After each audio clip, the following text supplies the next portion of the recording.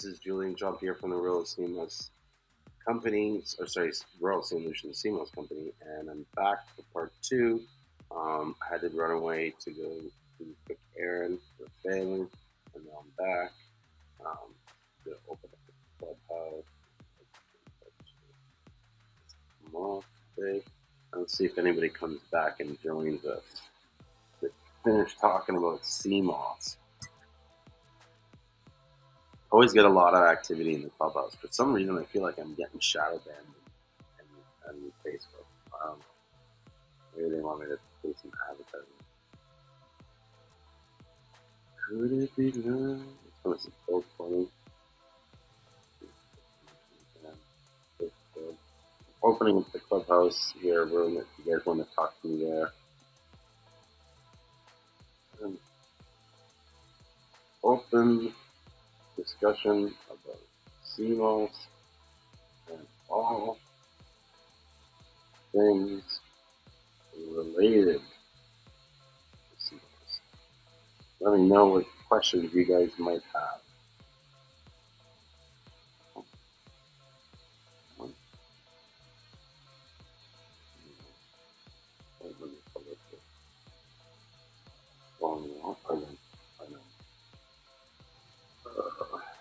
Somehow it's connected to my phone.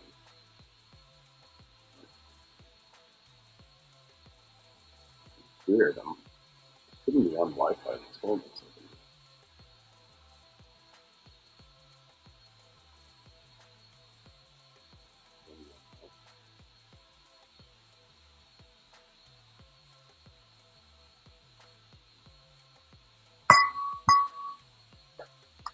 There we go.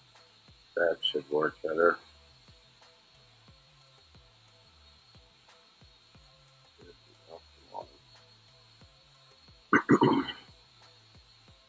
Trying to open Clubhouse.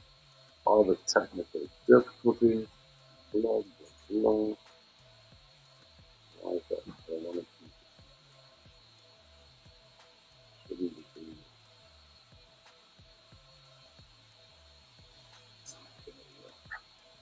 it. One second. I switch this back.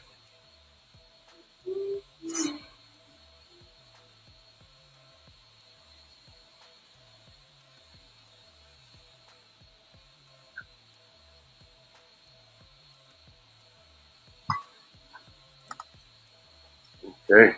I think we got it now.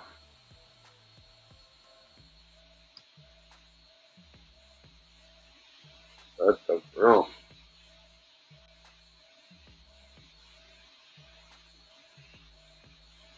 All right. I'm gone. I'm gone. I'm here. I'm ready. What do you guys want to talk about with Seamoss?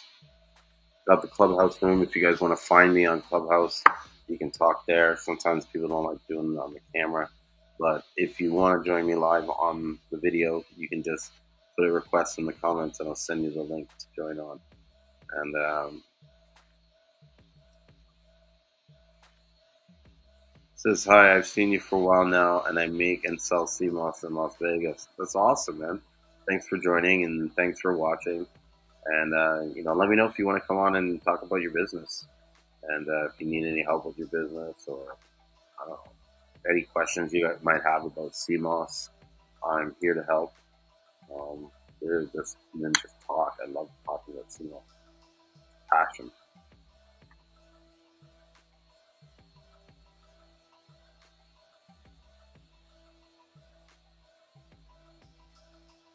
Hey, Oak Tree. Thanks for joining me on Clubhouse. Let me know if you have any questions about Seamoss. I think I sent you an invite to come and talk. You're welcome to do it. So, I used to buy from Seamoss the Boss. Awesome. Seamoss the Boss is a really cool guy. Giovanni. What is it? 1 teaspoon a day keeps the mucus away. And he's really passionate about his craft and like that. I always love watching his live streams. He always has some good guests on it and stuff like that. Yeah. Um, it's good to see that you're doing that business with Seamoss, and you're making the gels, and yeah. You've been looking for another FDA supplier. Well, let us know if you want to give us a call. I mean, I'm not. Yeah, you'll have to explain to me what you mean precisely as an FDA approved supplier because I don't really think there's any actual FDA approved suppliers. Right? There are companies that are registered with the FDA, but I don't think there's any ones that are actually approved by the FDA. And I mean, it all comes down to what you mean by approved. Like, is my facility approved by FDA? No, I can't be because my facility is not in it's not in the states. So yeah, I'm gonna let you come on and ask that question and get more questions answered. Hi. Hey, how's it going? It's so nice to meet you. Yes, nice to meet you too. So, by the FDA number, yeah, this facility. So, our health department here in Las Vegas just only asks for us to provide an FDA number. So what? Facility FDA number. So what if I don't have a facility in the states? Sorry, what was that? What if I don't have a facility in the states? Because our place is not in the states, so it's hard for us to get FDA approval when we don't have a location that we're actually processing the So I don't product. know, they're just very strict about that. And the only person I've literally been able to find was Seamoss Boss with affordable prices and who has an FDA approved facility. Mm-hmm. That's the only thing they're really looking for is just so they can know if the waters where the Seamoss comes from is ever contaminated or tainted or anything. Yeah, I think there is an exemption that we can get around that because I know exactly what you're talking about. It's something that's big in. Oh, my dog is always wanting to go out. It's something that's big in the state of California, whereas they want to make sure that the CMOS has been tested for heavy metals. Yeah, they want to make sure I'm not going and harvesting the Seamoss from California, which has some toxic waters and stuff. Yes, exactly. And so I believe there's a way around it because of the way we're bringing in the product that is not required because we haven't really been bothering him. But I got to look it up because I've read that same sort of I've read documents that are related to that bill that was passed. Because I've worked with Gold Seamoss and I always tell him do you have an FDA number? And he's like, no, but I can send you my custom papers. And I don't know if they'd accept custom forms. I don't think they'd accept that as a liable source, but I'd have to check that out. Mm-hmm. Because definitely for us, it's almost impossible for us to be FDA registered because there's no way for the FDA to come to St. Lucia and inspect our facility. Now, FDA approved. Now, it's possible for us to get FDA registered, meaning that our location is basically in the books. Now, does that give you an FDA number? I'm not sure. You know what? Let me check with my customer group because definitely when we bring it in, we have to get it cleared with the FDA. Okay, cool. Because that's my only problem is that in order to sell Seamoss gel out here, I sell them at farmers markets, and in order to be able to sell it, I need to have that FDA approval, and not many people have it. So it's hard for people to get a health permit out here to sell Seamoss without that FDA approval. So is it a FDA approval on the product or on the facility? They do it on the facility. And then, I don't know how really it works, but they just say the facility has to be FDA approved. See, that's the thing. For us, that wouldn't apply because we don't really process the product. The product's in its raw form. So when you transfer it and can create a gel, that's when you're processing the product and you need a facility to process it in. And I believe that's where the FDA comes in and wants to regulate to make sure that the product you're using and maybe the person who's producing the product has to verify the source of the product, the ingredients, so to speak, that they're using. You know what I mean? Have you looked even to see if you can get an FDA number and you can get FDA approved? Yeah, so I asked them, I said, can I get FDA approved? And they said it doesn't work like that because I'm not getting the Seamoss myself. I'd have to be going in and obtaining it myself. They're just really strict out here. That's why I was just curious because it's so hard to find an FDA. Yeah, it's so confusing, the regulations. Because I know even with us, we are able to bring in the product raw and actually be exempt from FDA because we're considered farmers. Because we literally take the Seamoss out of the water, dry it, and put it in a box.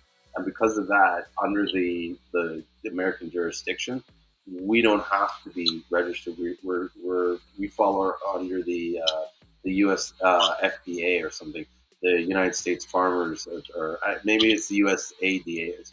Okay, I'm gonna have to definitely talk to the health department about that and see if I could like use you as a source. Yeah, because we fall under the United States Department of Agriculture because we're considered farmers and we're bringing in, we're farming that product. Oh, that's cool. That's cool. So you go out there and source it yourself? Yeah. So we have our own farms. We have divers, and then we also work with people that have divers and stuff like that. So if it's not us getting it itself, then we are like the person we get it from is the one who got it. Okay. Yeah. Okay, cool. Well, thank you so much for answering my questions and stuff. Hey, anytime. It's my pleasure. Cool. Yeah. I hope to catch you again. Have a great night. Okay, you too. Take care. So that was nice. And that was, it's actually something I'm going to have to, look into more and find out because, there is a lot of, I guess, confusions around the laws and the regulations and, being able to have these clear answers will help a lot of companies be able to navigate their jurisdictions. And sometimes it's a matter of being able to explain something or, justify why this is that. Like I said, for instance, with us being someone who takes the product directly from the water, we aren't considered a processing facility. We're considered farmers. So because of that, it's a totally different department. And, it's interesting that because of that one small classification, you can, become a whole set of different rules. And I guess that's why it's important to know all the rules, because if you didn't know about that rule, you would think that there was only one classification that you could apply for. Hey, what's up, Maria? It's good to see you. Come by, and everybody else that's joining me on Instagram. Let me know if anybody else has any questions or just wants to talk about their business. Anybody that just even wants to talk about Seamoss, share their experience. It's all on the table. We're all open for talking. Probably won't even do it too late tonight because I started late, but probably finish it. The other night, Sunday, we were up till like 5 in the morning. That was crazy. You know what I mean? Yeah, Maria, when are you gonna come by for a visit? You've been saying you're gonna make the schlep out to the East Coast to come check out the warehouse. You should actually. I got a whole bunch of new herbs, and you might want to see some of the herbs that I got. Cerasee, Sasilata, red raspberry, soursop leaves, vervain, amamu, or gully root. I think that's it. They're my bay leaves. Yeah, super stock. And I'm like before we were getting like these samples, these small bags, I got like pounds of this. Like I think I got something like 25 pounds of Cerasee. Tons. I was wanting to do it the live stream tonight from the warehouse. So I'm sometimes there all day and all night. So like you can come there anytime. Just set a time with me. I live like 10 minutes away from there. And I don't have a problem like going there to meet you there. So just let me know what time works for you, and I'll come and you can come by and I'll hook you up. You'll get all stocked. Yes, for sure. No problem. My pleasure. I'm actually going to St. Lucia soon, so you might want to do it soon, in like the next week or two. Otherwise, I'll be gone for a month. But know this: even though I'm gone for a month, I will be I will be available, and we still will be shipping, and you'll still be able to place your order. So there will be no stop in business. No, I'm going June 12th to July 10th. I will be in St. Lucia. pretty scary. I haven't been there in like 2 years. Let's see what it's like. And what I'm going to do while I'm there. I have a feeling that the days are just going to run fast, and I'm going to wish I had planned to stay there for longer.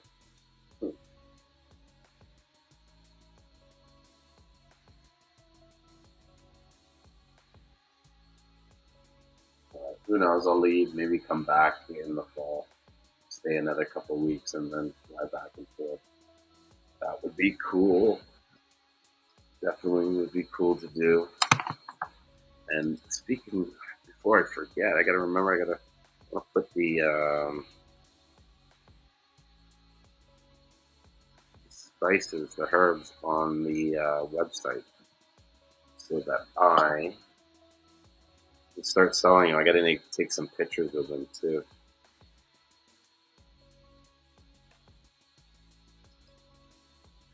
Take some pictures of the new herbs, get them all listed on the website. Let's see here.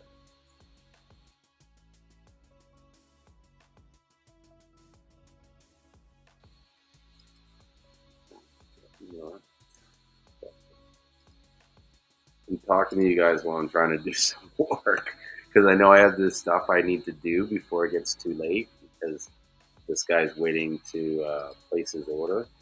And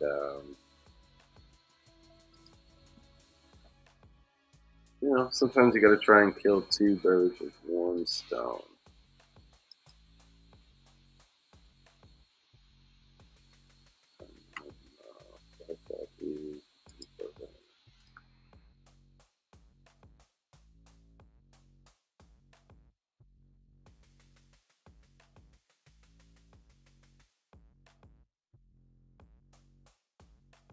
Oh, you know what I got to do? I got to take that product because I just added the product.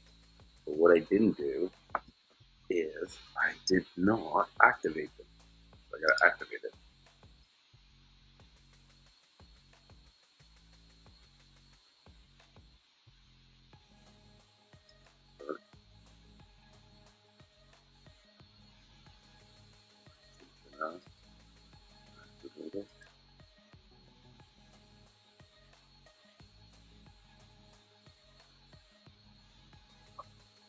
I'm excited. I like when I go to St. Lucia, it's gonna be crazy because I'm gonna do live streams like not every day, but I'm gonna do them a lot. But then I'm also gonna have like a bunch of GoPro cameras that take a lot of footage, and I'll have a drone, and so I'll be taking a lot of like drone shots of the farms up and close, like looking over the water and stuff like that. It's gonna be pretty crazy. I'm excited. And I'm excited to be able to show all this information. And I'm going to do my best to try and link up with a lot of farmers and stuff like that, and get them to kind of like speak their thoughts on Seamoss and stuff like that. I think it'll be really cool. Really, really cool. So that looks like it's been updated. Oh, it's updated.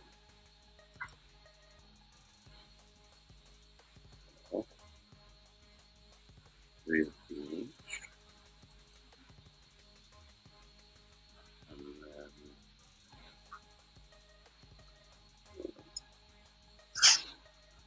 75 minus 1, 45. 45. What's the calculator? You guys are watching me work. 45 times. I'm trying to figure out the discount to add to the already discount we have. But as I'm doing this, you guys should put some questions in the comments. So it's 1,147. That's the discount.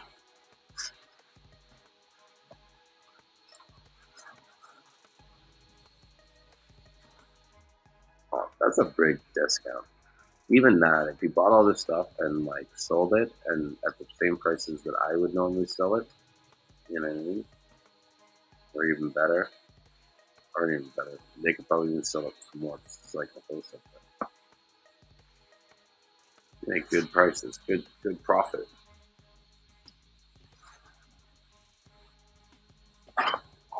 One thing I've been trying lately to help boost traffic to my website is Google Ads, and I've been using Google what's it called, video ads.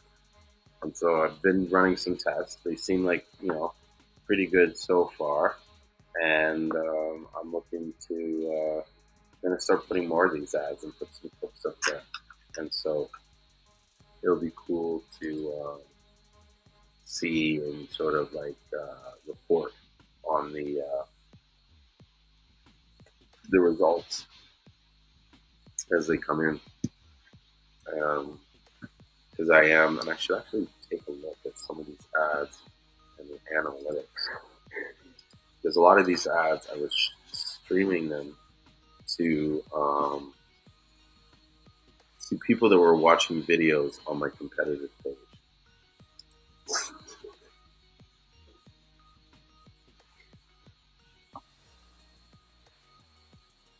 And so,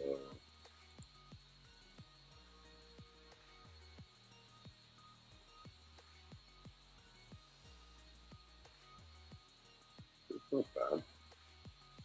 I'm paying maybe a little more than $1 a click. Let's see if they can run the last 7 days.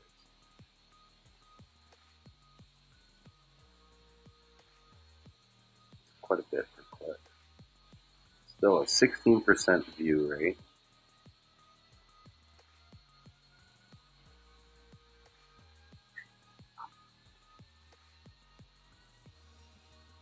Oh, it's 42% of the cost. I wonder what they would just say. This was the cost.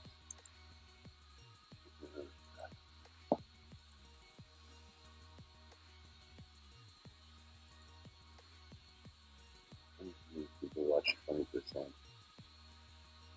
yeah, it was a simple video just with some music, and it had some words just looking for Seamoss and just directing people, like, if you want Seamoss, this is the place to get the direct source of Seamoss. And so, yeah, so I was reading the things. So it looks good.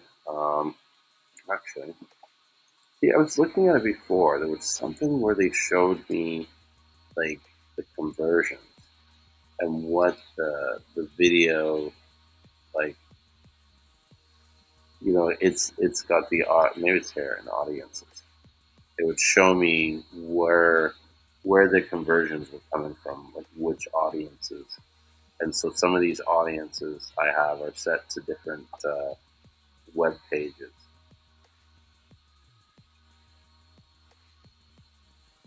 Audience segments.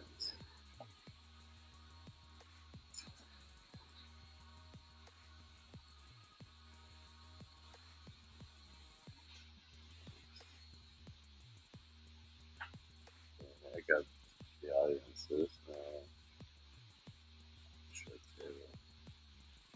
There we go.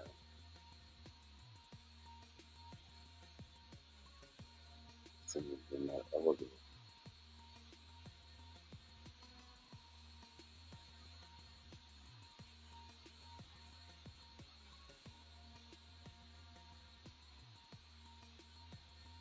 I think everybody needs to spend some time to understand, like,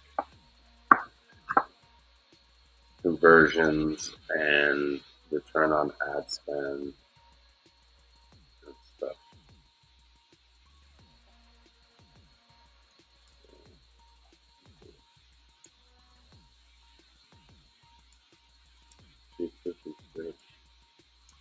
For competitors' websites.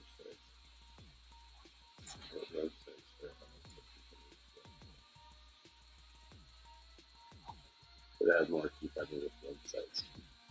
But this is cool. So in the Google, you can set it up in an audience that if people are searching for your competitors' websites, that you can actually show your ads to the people that you compete. So it's almost like good to keep a list of your competitors so that um, you know, so you can target your audience. because they might have an audience already. You know what I mean? And so another one is I have it search for certain CMOS and CMOS related items. So I put a lot of keywords in here like St. Lucia's Caribbean, authentic CMOS, the CMOS, Caribbean Irish CMOS, elderberries for sale, fresh. And so how I found these keywords is I did the search on a keyword planner, and I looked at my developed my target market, and through my target market, I was able to identify keywords that my target market searches for. What's up, Diving Deep? I'm there. I'm just talking a little bit about Facebook, or not Facebook, Google audiences. And I don't know where it is in here, but I know that there is a way, because I set it up, where you can look, you can target, maybe it's placements, ads and extensions. Where's placements? Landing pages? No. Content? Adjusting the placements. There it is. So in the placements area, right, for Seamoss, and I think I'm going to do more research on this because I got to find more placements. But you can set it up so that your video shows when people are watching videos of other people's channels. So for one, I have a placement for the Breakfast Club and a placement for Hot 97. So then when people are watching videos at Hot 97, Google's will, like, if they think that that person's good for you, they'll send it. Now, mind you, I haven't had any impressions yet from it, but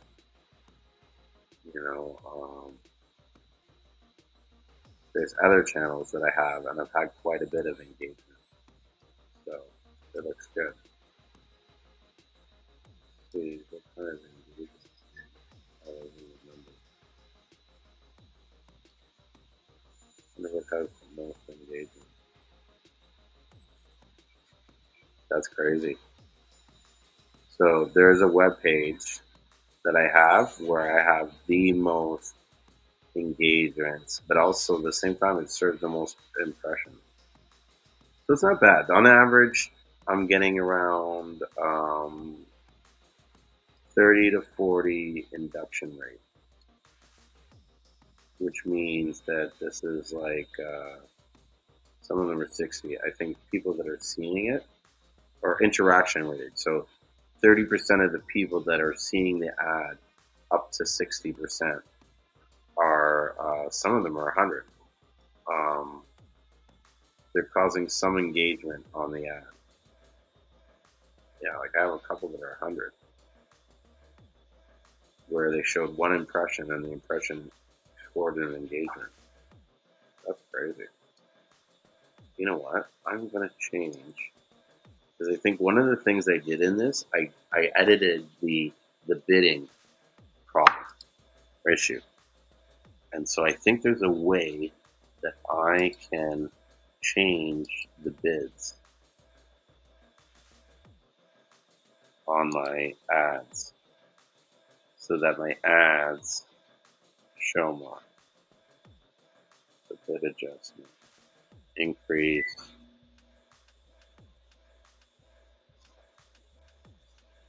let's see, maybe 50% increase. Well, let's do 100%.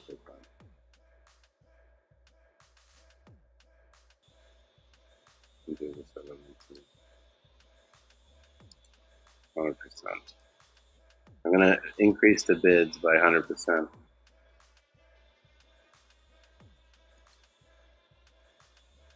Here, I'm going to bring you on the live and ask you what you think of the dude. And oh, I see Khaled's there. Enter. Hey, Inder, thanks for joining us on Clubhouse. We're having an open discussion about Seamoss and all things Seamoss. So if you have any questions about Seamoss or anything you want to discuss, you're welcome to come on stage and, speak about it. If you have a business that you want to talk about, we're open to discussing that too. And so, hi, how you doing? Good. How are you? Not bad, thanks. Not bad. Just chilling, talking about Seamoss with a bunch of guys or a bunch of people, and then talking a little bit about my business and how I'm doing Google AdWords. But I'm open to talking anything that you want to talk about. No, that's cool. Do you make your own Seamoss? I actually export to Seamoss. So I have a business that exports Seamoss from St. Lucia. We export like probably about maybe 3 to 4,000 pounds a month. Oh wow, that's so cool. Yeah, so we harvest it ourselves, and we also buy it from other farmers, and then yeah, we send it to Canada. I'm in Toronto right now, so that's where we send it, and then we also send it to. I have a person in Atlanta that does shipping for me. Okay, cool. I have a friend of mine who here in Vancouver. They have a Seamoss company as well. What's your friend's name? His name is Arky, so he does like selling for this company. It's called. Oh, I forget what it's called. Oh, I have it here. He gave me a jar of it. Harvested. Oh, in St. Lucia as well. Oh, nice. Akeem is his name. Oh yeah, I know who that guy is. He's one of the guys that I learned from when I first started getting into this business. He's a really nice guy. Oh, very cool. Yeah. Yeah, he's been doing it for a long time. So a lot of the Seamoss that we get it from the same regions. I'm actually familiar with some of his family that he gets the Seamoss from. Oh, very cool. Yeah, what a small world. Yeah, it is. And St. Lucia, it is kind of like a small world when it comes to like the Seamoss community because everybody's sort of tight knit. They have to work together sometimes to be able to source the quantities that some of these buyers need when they're exporting. Yeah, I can imagine. That's so cool. So, how long have you been taking Seamoss? Probably like a few months. Not a very long time, but yeah, it's pretty cool. I've been using it like on my face more than anything. I haven't really been eating it. Oh yeah, cool. But yeah, as like a facial mask. Yeah, and so what are your? I guess because we don't get a lot of people using this facial, so I'm curious to see what are your sort of results from it. Like what are like I guess what is your reasons for wanting to put it on there, and what benefits do you see from doing it? I definitely feel like the moisture has increased like in a good way, and it's just like an easy, natural way to just it hydrated the skin. Oh, for sure. And then I do tend to have sometimes problematic skin, but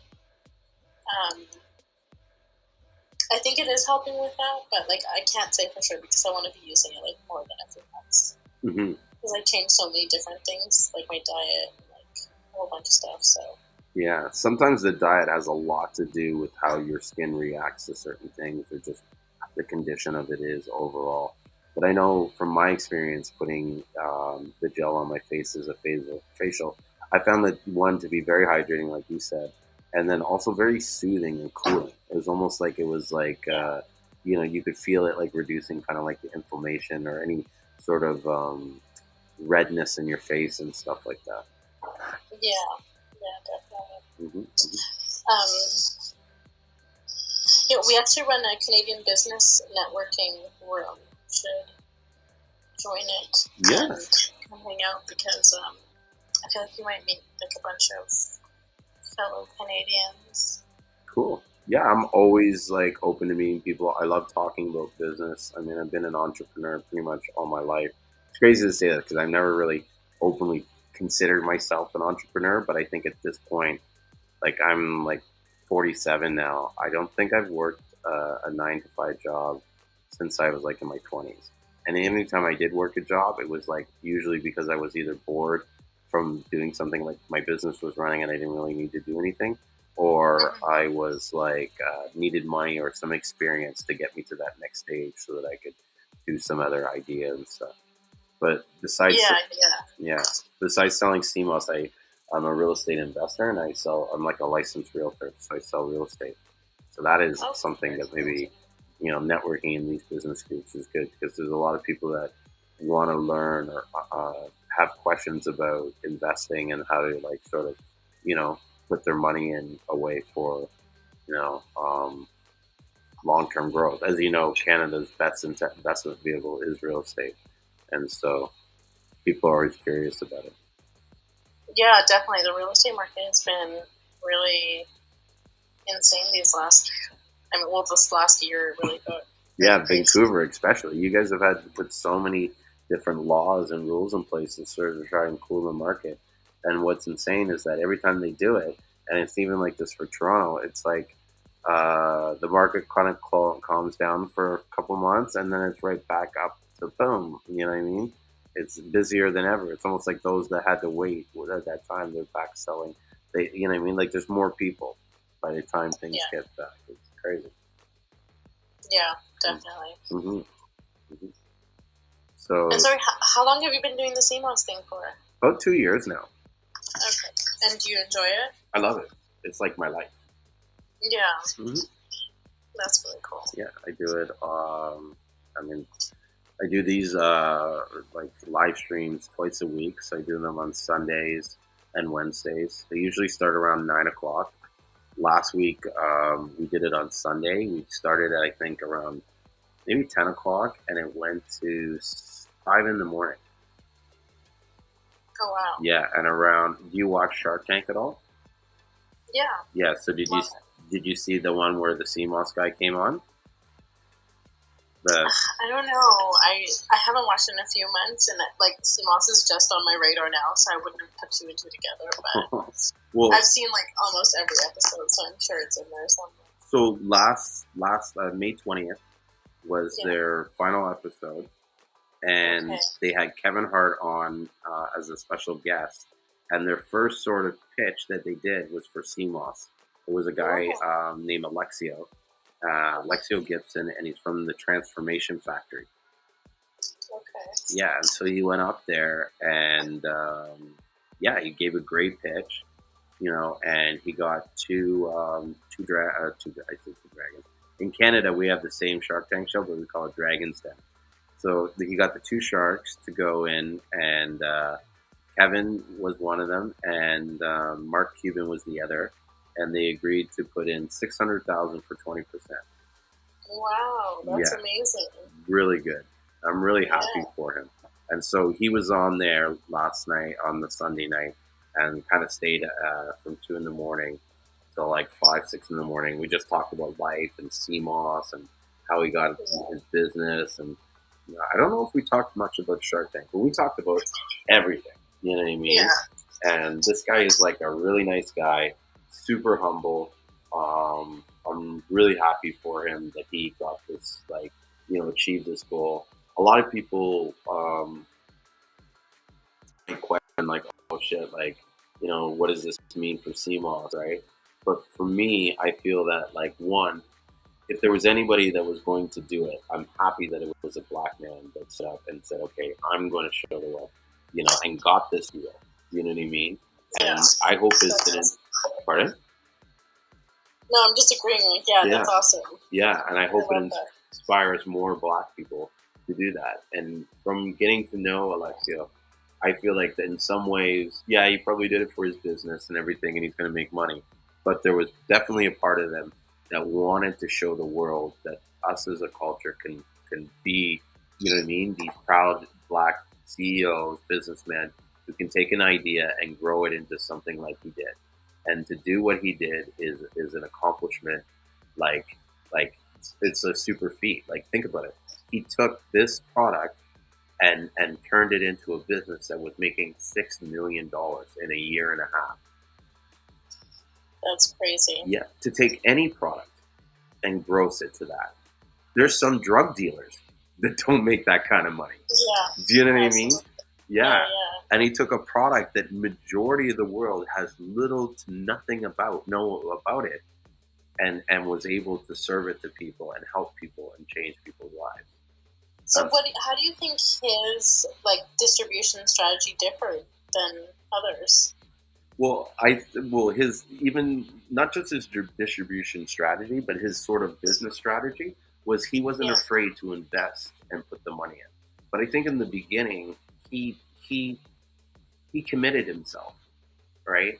He told me a story about how he was working so much to get this product out that he was hospitalized from fatigue and overworking, from basically standing up on his feet for too long. Someone's asking me who. We're talking about Alexio Gibson from the Seamoss Transformation Factory. Sorry, I'm doing a live stream also on YouTube, Instagram, and Facebook. So there's people asking. Oh, all at once? Huh? All at once? Oh yeah, all at once. Yeah. So I run a Can they hear me right now? Huh? Can they hear me? Yep, they can hear you. Hi, everybody. Yeah. So I get people always joining me on the different platforms to talk, and we just have open discussions about Seamoss. There's no real sort of agenda. There's no sales pitch. There's no this. It's more about just educating everybody and learning, and not only not only just talking about Seamoss, but just talking about life and business and all these other things that surround Seamoss. You know what I mean? Yeah, for sure. Yeah. I love that you're streaming it like on all these different platforms. That's such a smart idea. Yeah. I wish there was one. Sorry, go ahead. No, like instead of just doing like one and then having to do it on each platform, you're just literally holding one conversation. And then are you like seeing everyone's comments at the same time? Yep. Oh my gosh, this is so cool. Yeah. I've never seen anybody do this before. Yeah, the one app that I use is this thing called Restream. And so Restream lets me go on Facebook and YouTube. It also lets you go on LinkedIn and Twitch, and they can stream them all simultaneously. And then I have another phone where I'm on Instagram, and so that's videotaping that. And then I have you on my iPad where I'm running Clubhouse. Yeah. And, that's amazing. Yeah. And then Khaled just joined us. Khaled sells Seamoss too. He does gels. And then, are you doing the wholesale raw now too, Khaled, or are you just doing the gels? Well, I do take care of a couple people, a few clients that want it raw. But mainly, I do the Seamoss gels. Yeah. Definitely. Locally, mainly. You can hear him okay, Ender? That's how you pronounce your name, right? Can. What platform is that on? So he's on Instagram now. So I have an Instagram channel called at St. Lucian Seamoss. Okay, I follow you. So how's life been, Khaled? What's going on? It's been really, really good. Really good. And we'll be connected soon, Julien. Yes. But yeah, other than that, it's the spring here, so I got about almost 2 acres of yard. Oh, wow. The neighbors are crazy when you get out into the suburbs. And then I got the first lot. Yes. When you turn in. Oh, shit. It's like the sore thumb. Yes, they stick out. You know what's so funny to say that? It reminds me of when I first moved to this neighborhood. Like you, I live in this kind of like prestige neighborhood. It's called Guildwood Village.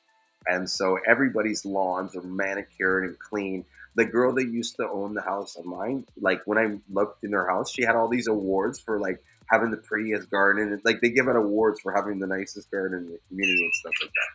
So we moved in the fall, and I lived in a condo originally. So I didn't have any garden tools or anything like that. So we're chilling. I'm not thinking nothing. And then, it's a knock on the door. It's like, hi, how's it going? It's the neighbor across the street.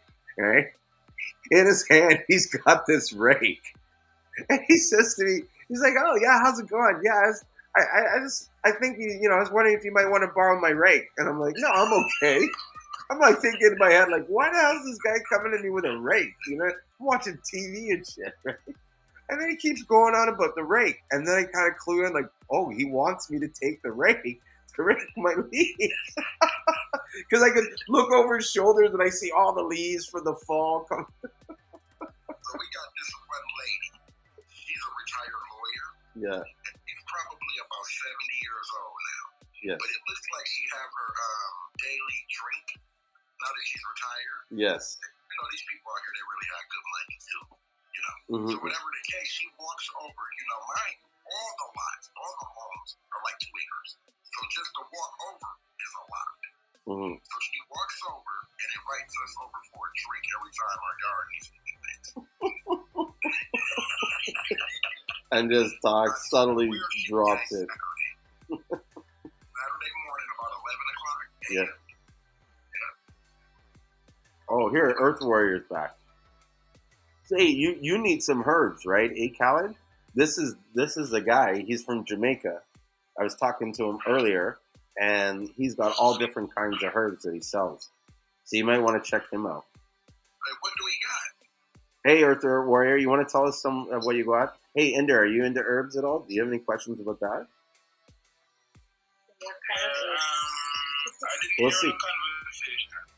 So I was telling Khaled because you were here earlier, and just to answer your question, it's not the Canadian herbs. These are like health herbs and stuff. Yeah. Yeah. So Earth Warrior runs a business. He's in Jamaica, and he I guess you harvest the herbs and sell them. Yeah, harvest the herb. Yeah. He has this one. Sorry, go ahead.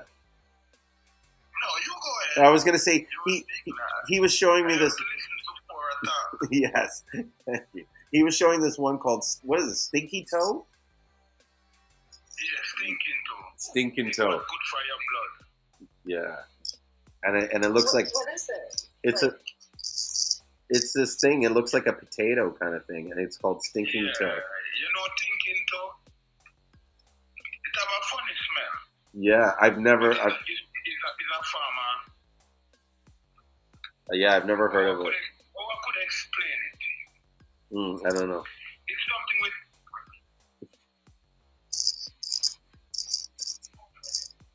No, it is a farmer thing like a shell. It is a farmer like a, almond, which is almond. Mm-hmm. Yeah, that's something like that. You'd have to brook it. Come in tree seed. After you brook it, it becomes powder. You can take it and eat it naturally. Mm-hmm. But it have a smell. In Jamaica, we eat it sometimes. It choke you. You'd have to have water to drink. But it's a form of iron for your blood. Yes, it's deep in the iron. Nice. Okay, that's good to know. Mm-hmm. Do you know it? Stinking toe. Khaled, do you know it? Have you heard of Stinking Toe? No, I haven't heard of it. I heard of horny goat weed. Horny goat weed, okay. It's also named Damiana too. It has two names. Horny goat weed, ram goat dashalam, and Damiana. That's three names for it. Nice. That's nice. So, What about the cinnamon sticks, Julien? What about them? How can I get those cinnamon sticks? Did I not send? You need cinnamon leaf also, and the bark. Did I? I can let you get the leaf, stick, bark, and everything. Guys, hold on 1 second. Bark is very good. Did I forget to add the cinnamon sticks in your last order when we sent it? I think so. Oh, bro, I am so sorry. Not the big order, right? You haven't got that big order yet? Yeah, I did. Yeah. So wait a minute. When did you order the cinnamon sticks? That was a while ago, Julian. I sent them to you long time ago. You sent me two of them. You sent me two cinnamon sticks. And you wanted more? I think so, but I think you sold them all. No, I have them still. I have tons of cinnamon. I mean, if you want more cinnamon, I'm confused. I thought you were saying I was supposed to send you cinnamon and I didn't. You were supposed to send me. You did send me two. But you wanted me to send you more. Was it when you first got it, or did you? How many orders did you get? For what? Cinnamon from you? From cinnamon sticks, no, from your people. I got 2 shipments. 2 shipments. 2 shipments. So Yeah. I think the first time you didn't have a lot. So you sent me 2. Yeah, but that was $20 worth. That stuff's expensive. Yeah, I know. That's a lot of those are big ones. But I'll send you some more. You know what I mean? Just call me during the day when I'm in the warehouse, and then I'll just ship you out.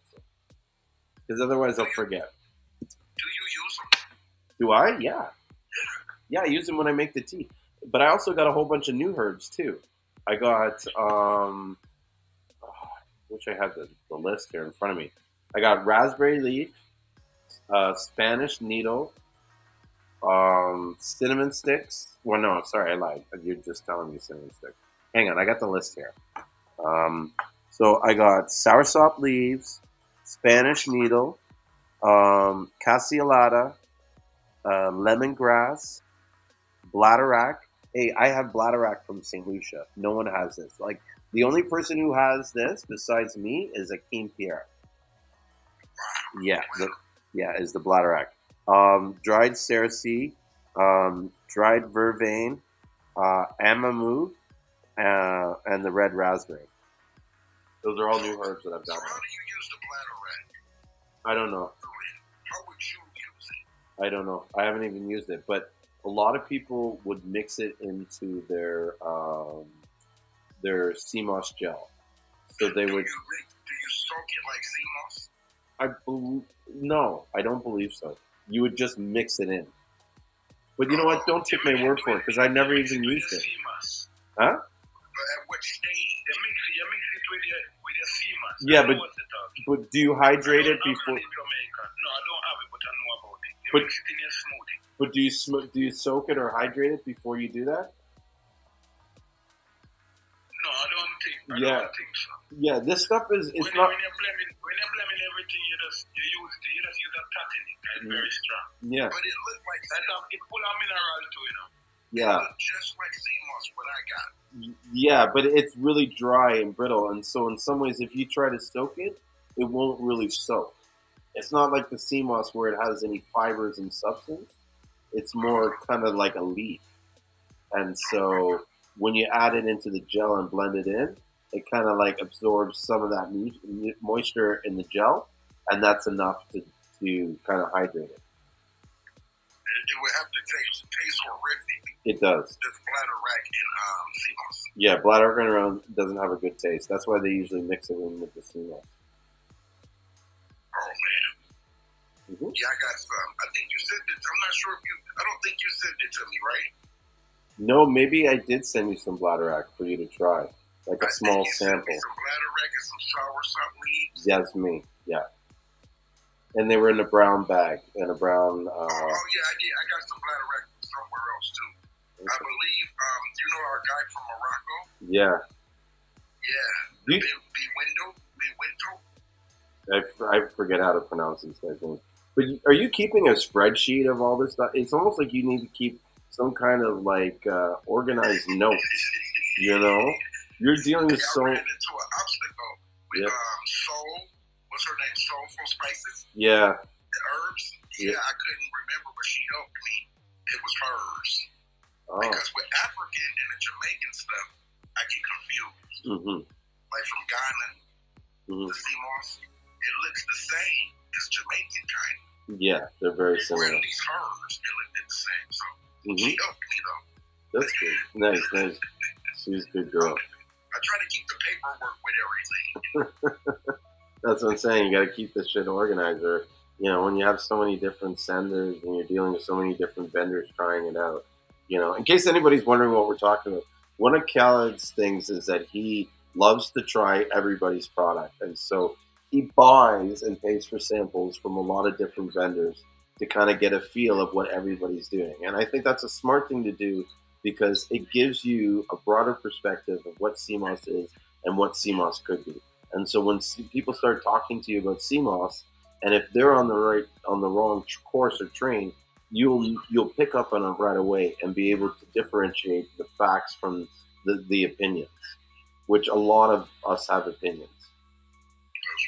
Yeah, even me. How's things going for you, Julien? Tell us what you got going on. I'm amazing. Everything's amazing. God has blessed me beyond my wildest possibilities. Seamoss is trending like crazy.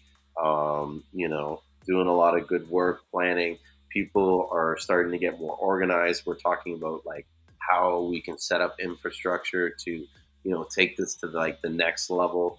Whereas, see a lot of these places where they're talking about fake grown Seamoss and stuff like that, these are coming from countries that are producing Seamoss at a commercial level.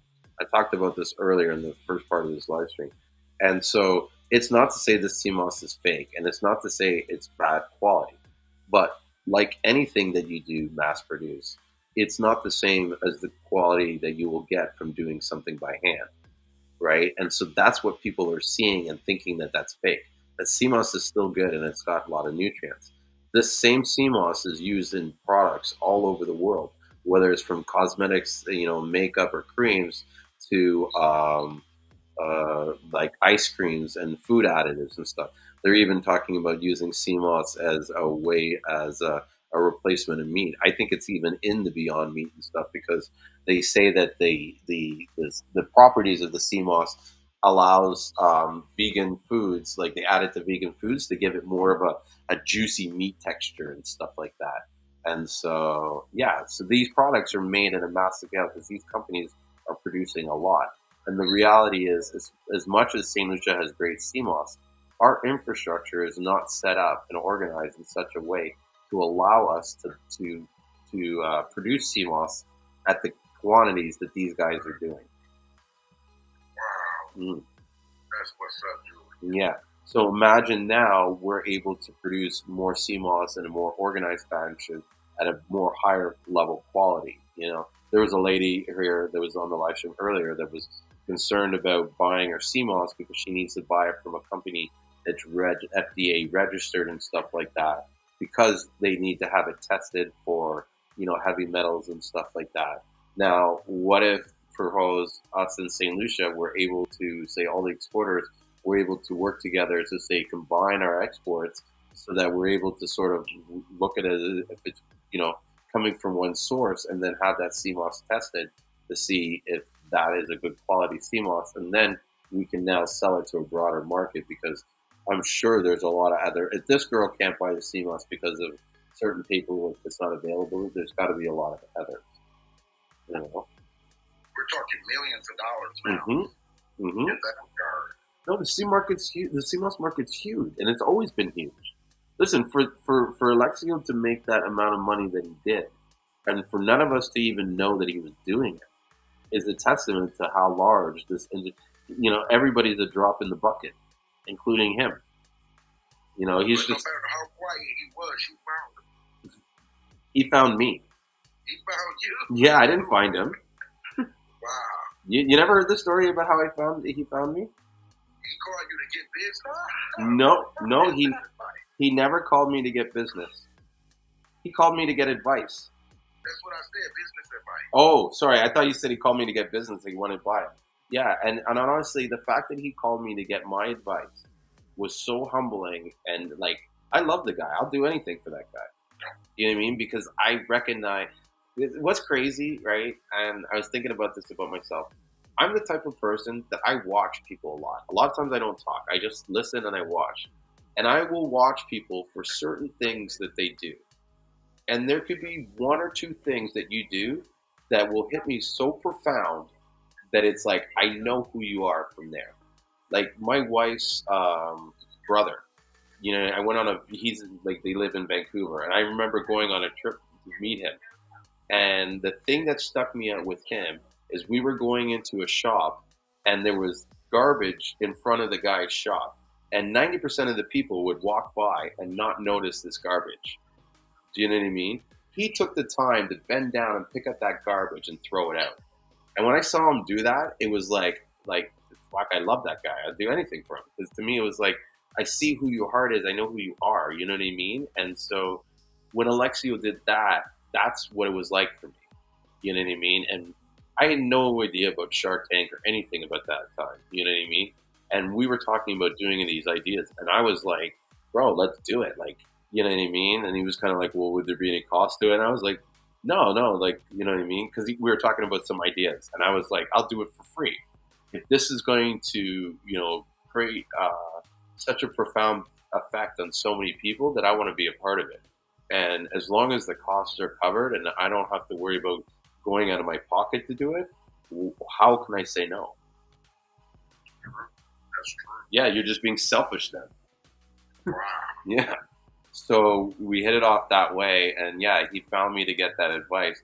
And this is why, in some ways, you need to be out there and be giving of yourself and doing service. So here I am serving the Seamoss the community with no expectations in return. You know what I mean?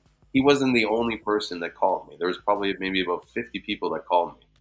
So I invested at least, say, because they were half an hour calls, so at least 25 hours. But honestly, it was more than that because each call was probably at least 45 minutes to 2 hours. Wow. where I talked to people about their business and inspired them and helped them come over certain roadblocks that they were having, whether it be advertising or marketing or just like whatever, you know what I mean? And one of the things that I really got out of it was the energy that was returned to me through their gratitude and appreciation for the knowledge that I was sharing from them. And so even if I never met Alexio, that to me was the joy, or you know what I mean? That was the payoff that I got. That was better than any sale that I could have gotten from anybody buying that Seamoss.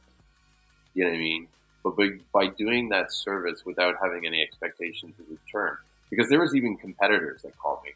There was other Seamoss farmers that were from other countries. There was guys that were trying to sell and export Seamoss like I was. And so, you know, and I helped them, show them where to where to, I showed them like where to ship and how to get through these shipping hurdles and that kind of stuff like that. And so, yeah, it was great. And so, like I was saying, that being that service and stuff, I believe God, blessed me by, meeting Alexio, and hopefully the friendship that we build will be long lasting, because I feel that already me and him, I don't know about him, but at least for me, he's inspiring me. You know what I mean? He's pushing me, and he's making me think about what I'm doing in business and how I can be a better me. It's almost like some of that Seamoss transformation, or that transformation factory energy, has been transferred to me, and now I'm, and being able to do that is going to be so beneficial to those around me, because if I'm working harder, they're going to want to work harder too to keep up with me. I think for a while, the last few months, even though I was making money and stuff, I wasn't really pushing myself to see how far I can go. Alexio pushed himself to see how far he can go, and it took him to all the way to the Shark Tank. Many people wanted to do that, but a lot of people were scared shitless to do it. Do you know what I mean? Yeah, a lot of ballers. Well, yeah. I can't wait to be touching bases with you really soon. I'm just putting a few more things together, tying up a couple more loose ends. Mm-hmm. I'll be right at you. Yeah, man. Anytime, bro. I'm always open. You know what I mean? You know what I'm talking about? Yeah, of course I know what you're talking about. Okay. So, yeah, we're getting it, man. Yeah. Excited, Julien. I'm containing myself. You need to put more of these testimonials to show people how well you're doing and stuff. And I think that inspires, you know what I mean? Don't listen to the haters that like say anything negative, because they're just problems. You know what I mean? Like, even like small time. I just got me a new lawnmower. Yes. I'm happy off the small things right now. So is it a push mower, or do you sit on it like one of? I could see you like riding one of those John Deere ones or whatever. Yeah, I got one of those, but I needed a smaller one to get into the shrubs and trees and the tight spots. Mm-hmm. So finally, you only been here 13 months. Oh, it's not long. New home. Mm-hmm. So I finally got me a smaller one that's cordless and gas and electric, mm-hmm. and I can go into the flower beds and the tight areas. Yeah. So I'm excited about the small things, investments, right? Yeah. Give me time, man. Listen, these are where the joys are built, right? These little small things, these rewards that you give yourself, they confirm that, like, you know what? This thing's making money. Like, and I think a lot of times people don't spend that time. They talk about having gratitude and stuff like that. It's like they don't spend enough time to show the gratitude, and they don't realize that when you do that gratitude, it builds confidence. It does reaffirm, like, this is what I've done. This is like, people forget how great they are. Yeah. Yeah, you need to remind yourself how great you are so you can do more great things. Because if you only think about how shit things are and how things suck and stuff, they're going to suck more. But I'm not going to talk too loosely. Okay. Whatever the case, it's very exciting. How many days, how long has it been now? Probably about a week, 2 weeks. What, since I shipped that? Yeah. Yeah, I think so. I'm not even keeping track, to be honest with you. I hope it hasn't been 2 weeks. I'm more focused on my trip to St. Lucia. I can't wait to go there. That's gonna be Bananas. What's even going to be crazy is to see how many people recognize me from these live streams. Because low key, there's lots of St. Lucian farmers that are watching these videos. And yeah, I remember when I first started doing it, like my partner would call me like almost every other day, freaking out. Like, why did you say that? I'm like, you can't be saying this and this and that, because it's just like it would just start politics and this and this and that. One time, I got threatened, low key threatened, because I talked about an area. And here's the thing: it's not a bad area, but the way I made it sound like was kind of like I was throwing shade on it. And so some people that were working that area basically came up to my partner and was like, "Yo, where's these guys? Where is he?" And he's like, "Not even here." You know what I mean? And they're like, "Yeah, well, you better talk to him before, you know what I mean, that we send somebody to come see him." And da da da da da. You know what I mean? And so, if you notice now, I don't really specifically talk about areas in St. Lucia, good or bad. You know what I mean? And so I have to be mindful of that.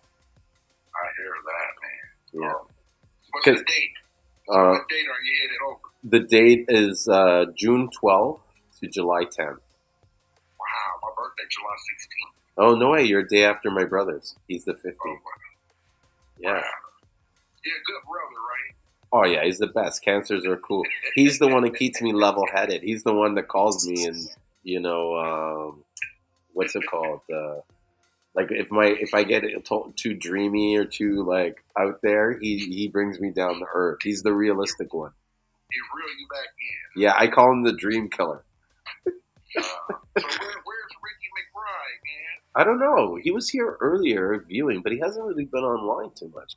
I think he's knee deep in Seamoss powder. That's what it is. Yeah, it's a lot of work, man. Yeah. A lot of work, but it's fun. It's not like work when you love it. No. And I just hope the people don't get me misconstrued. I love helping people. Mm-hmm. That's why I got 20 bucks a jar, no matter what strand, no matter what color. It's 20 bucks a jar.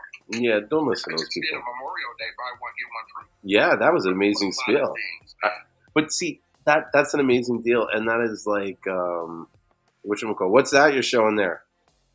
Oh, okay, no. This one is Seamoss, so this one is thin. Yes. Okay. This one now is the Irish mash. Look on the two different. Yes. To me, I don't so weird. This is Irish mash. This one is Seamoss. It's weird. Yes. And for the most part, most people do agree about that.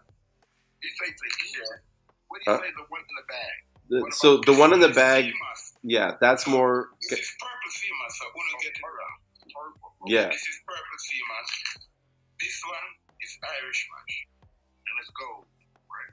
And this one is gold. Wow. It's hard to see from the video. I mean, from the video, from the color, because it's dark. Yeah, it's kind of cloudy. Mm-hmm. Yeah, it's kind of dark. Mm-hmm. Yeah, but two different. That's how we know it. But my brother teach me something different today. Mm-hmm. We had a discussion on Seamoss and the classifications of Seamoss and stuff. Yeah, man. It was pretty good. Yeah, man. We're all here to learn. You know what I mean? You teach me some stuff today, too, about the different herbs and stuff like that. I didn't know about stinking toe at all. So I appreciate that. Yeah. So are you in Jamaica? Yeah, I'm in Jamaica. What do you say you take? Cinnamon leaf or cinnamon stick? I like the sound of that cinnamon bark. Did he say cinnamon bark, Julien? He said cinnamon. I can't get the cinnamon bark for you. Yeah. He said cinnamon stick, but that's what he meant, the bark. Oh, the bark. So what you gave me is the bark? Yeah. Oh, wow. But he can also get the leaf, and the leaf is good, too. Yeah, all right. The leaf also good for woman. We're on administration, so. And it's good for nausea, good for vomiting. No. So if you put the leaf inside hot water, do it taste like cinnamon? Yeah, it's gonna taste like cinnamon. Remember the bark more stronger than the leaf. You can't even powder the bark. I'm saying, do it smell like cinnamon? Yeah, it smell like cinnamon. Most naturally. How much? What is the pricing? Maybe we inbox. Maybe you can inbox. Yeah, I will inbox you. Okay. And I'm Khalid Rogers. Are you on Facebook? Yeah, I'm on Facebook, Earth Warrior. Earth Warrior. Earth/Warrior. Okay, good. You're in the Seamoss. Earth_Warrior. Just text me on Instagram. Okay. Thank you, brother. You're welcome. Yeah, my name is Khalid. You're welcome, bro. You're welcome. Knowledge should have no limit. So every day you grow, we learn. I want to come to Jamaica. What city are you in? I'm in Spanish Town. St. Catherine. And that, what is it called? Jerk chicken? Mm-hmm. Yeah. I go crazy. Khalid. I go crazy for Irish jerk. Khalid, what's your background? Chicken. Hold on, Khalid. The plantain and the beans and rice? Yeah. You guys call it peas? Yeah, peas or bean. Man, I go crazy in the cabbage. Smoked steamed cabbage. Yeah. Well, I grow my own cabbage, my own callaloo, my own pop chow. I also grow ramgoat dashalang, also grow blue vervain, I grow herb. Oh, nice. I like the vervain. I want some lemongrass too. Damn. You need lemongrass? Yeah. Lemongrass help lower your blood sugar level also. That's good. I need it. Yeah, lemongrass have a whole lot of benefits, bro. I'm going to make a list. I'll inbox you, and then we'll make a list. Yeah. This is for me. I need this one for me. And then That's okay. You sell lemongrass there? Yeah, I sell every herb, bro. Every herb. Once you name it, I will get it. Nice. That's good to know for people, you know? Yeah, but alright. You know, if a girl upon them period, you know them can take also cinnamon leaves. Tell them release them pain, them PMS. Mm-hmm. Yeah, cinnamon leaves to that. Mm-hmm. I hear raspberry leaf is good for women too. Most naturally. Mm-hmm. Wow, raspberry leaf. How did you get your hands on that, Julien? So I linked up with these Rastas on the island, and they've been able to. We're kind of like partnering up with them and developing like a herb business. And so these guys are phenomenal when they source this herb, and the quality of the herbs that we were getting before to now, it's like I was packing the herbs today. It's like night and day. These guys have cut them up. They're putting them, you know what I mean? Like it's ready to put in a package, and it's very clean. Wow. Yeah, I'm really excited. So your warehouse smelled like earth. Yes. Earthly. Mm-hmm. Oh, bro, I got big bags of soursop and big giant bags of bay leaves. Like, and you put your head in the bag of bay leaves, and all you smell is that aroma. The bay leaves are dope. You sent me some. Yeah. Yeah, I love bay leaves, man. Mm-hmm, mm-hmm. No, we in the tea, or even if I make some spaghetti. Yeah.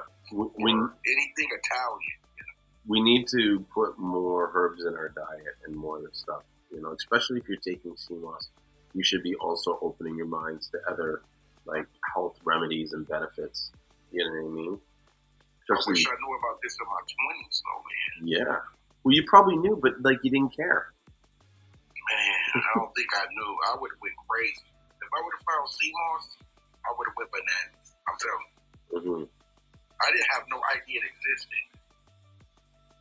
In my 20s. I'm 48 now, though, so this was probably...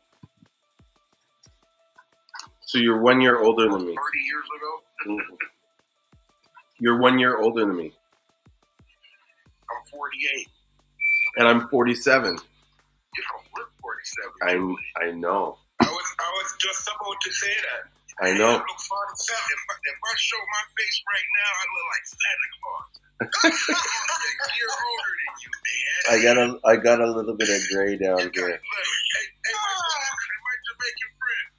Oh, look at that. It's the same thing. Look at me. I'm bushed up just as you. I really rough still. I really rough. And y'all see me when I do this? Not really. Not really. No. Good. I see your. I don't want to scare you guys. Oh my God, bro. But it's not about how you look, it's how you feel. That's what it is. And That's most naturally. Listen. And I'm mossed up, oh, you feel. And I'm mossed up and I'm bossed up, baby. That's it. That's it. Mossed up and bossed up. For real. But I want to say something to you. Okay, go ahead. See, my son so let you look younger, bro. I'm telling you. I agree. You must change your future. Oh, for sure. I'm telling you. But at the end of the day, our thoughts and our words are so powerful that people don't understand. And I truly believe that the reason why I look at this is because of how I think about myself and how I internally view my age and my appearance. I believe that, like, if you're miserable, if you feel like shit all the time, consistently, you're just gonna look like that. There's some people I look at and I'm just like, oh my God, you must come home and just like, I hate my life. Do you know what I mean? Because that's how they look.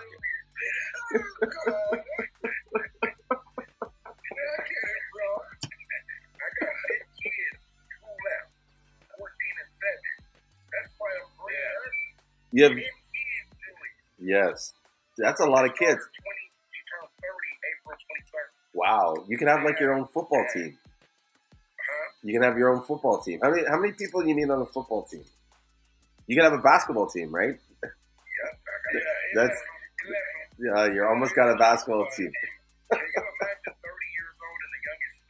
Wow, I have. In between, all in between. So 30, 28, 26, 24, 22. Yeah, you've been busy. 18, 14, and 7. Yes, busy boy. Careful, you might get that basketball team with all that Seamoss again. Yeah. They doing good. They all went to college. They all doing outstanding citizens. Awesome. So that's the most important thing, bro. Yeah, that's the most important thing. Yeah, it is. And that's something that a lot of parents don't. Well, not a lot, but I wish more parents would subscribe about the importance of raising their kids and being proud. Like, this is my kid. He's not, you know what I mean? Because I'm the same way. Like, I'm so proud of my kids. You know what I mean? Like, Friday nights, these girls are home. You know what I mean? One's studying in university to be a doctor. The other one's going to be an artist. Wants to be an architect. You should be proud of her. Oh, I am. I'm proud of them both. But the one thing that I am really blessed at, and I've said these to these kids, there's something special about these kids where they are so in tune with the universe that whenever they want something, they get it. Do you know what I mean? And it's not from us, it's just from them. Like, you know, my daughter wanted a job at this particular place, got the job. Anytime she wants to have a job, she applies, gets it.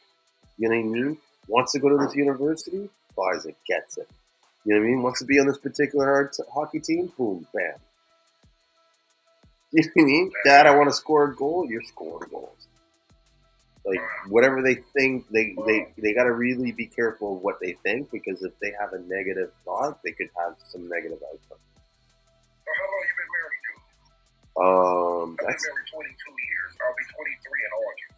So I've been with the same girl since I was 17. Wow. Mm-hmm. High school? Yeah. Met her at a house party. That's crazy, bro. Yeah. High school. Yeah. That's been a long time, bro. Long time. You know? Yeah. It's rare. Yeah, it is. Most relationships usually grow out of each other. Well, Yeah, we just hate each other. That's true. We hate each other too much to leave each.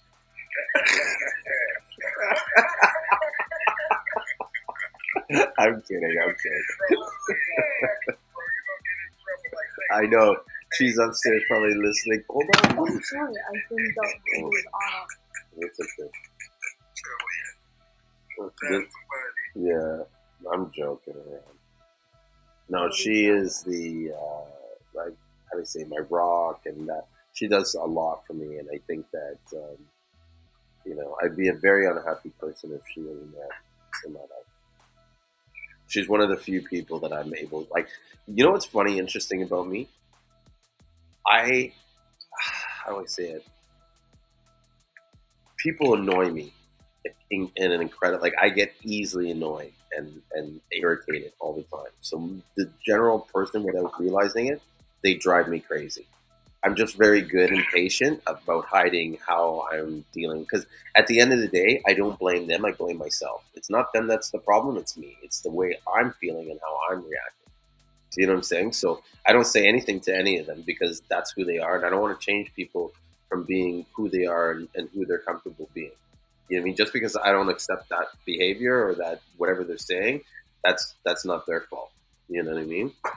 So I've developed this patience, but she's one of the few people that I can hang around for long periods of time without getting like, oh my god, I gotta go. You know what I mean? Or just where they just draw my energy. Like, yeah, I have my one cousin. Oh, I love him so much, but this guy, like, you want to talk about bloodsucker? It's just like when I'm done hanging out with him, I'm just drained because he just draws like, and he says these things and tells these stories, and I want to call him out on this stuff and just be like, "What are you talking?" You know what I mean? But I have to pretend to be nice and interested, and oh yeah, it's great.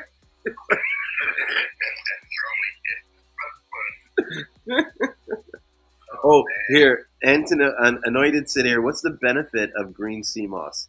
I'm not 100% sure, but my experience from taking green sea moss is it's very detoxifying, and that you'll. That's right. It's a laxative. Oh, super laxative. But it's a comfortable laxative. You know what I mean? Yeah. When it comes out of you, it's just like bloop. You know what I mean? And it gives you some crazy energy. Mm-hmm. Like if you take it in the morning, you're ready to roll. Man. I've never noticed the energy. Maybe I should. That's the thing.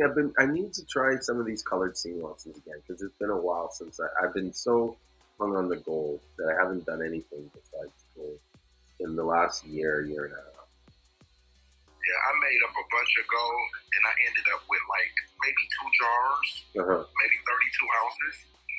So I've been taking it to finish it up. Mm-hmm. I'm not going to take it now because I'll probably be up later. But I've been trying flavored sea mosses.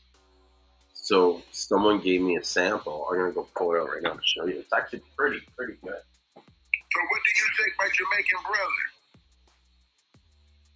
Seamoss also. I take Seamoss. I have Seamoss right now soaking in my kitchen. Do you eat it raw or do you make the gel? I made the gel. Okay. You use spring water? Yeah, I use spring water, natural water. Okay. All right. That's nice. I feed on, I drink Seamoss all the time. I smoothie or sometimes I use it to make porridge with peanuts, red peanuts. Oh, wow. Check it out. Oh, what's that, mango? No, orange apricot.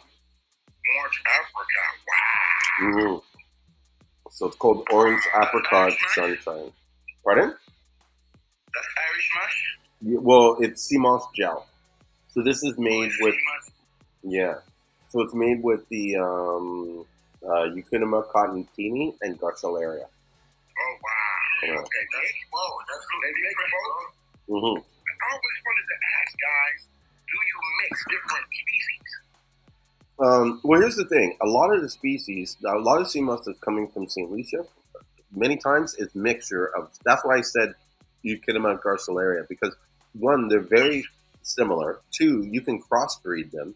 And then three, like, there's two. One, they look very similar. Three, they crossbreed. Oh, And so when the farmers, they don't really separate, like, this is Eukinema, this is Garcilaria. It's all Seamoss, and then they... It's all Seamoss. Mm-hmm. So when do it get separated? Huh? When do they finally separate it? Never? Never. That's what I'm saying. To them, like, it's all Seamoss. So whether it's looking like because it's even too hard for them to tell the difference. So it's almost like if we took the time to tell the difference, it would add so much to the labor cost that it would affect the cost of Seamoss. Wow. So when we gonna have this hard conversation, Julie? Pardon? What the hell do I got over here? I got a garage. Everybody freaking Seamoss. What's the point? Yeah. Well, you know what the point is. You have everybody's garage. Now you're like the low key expert on all kinds of Seamoss. Like, in some ways, you have an advantage that I don't have.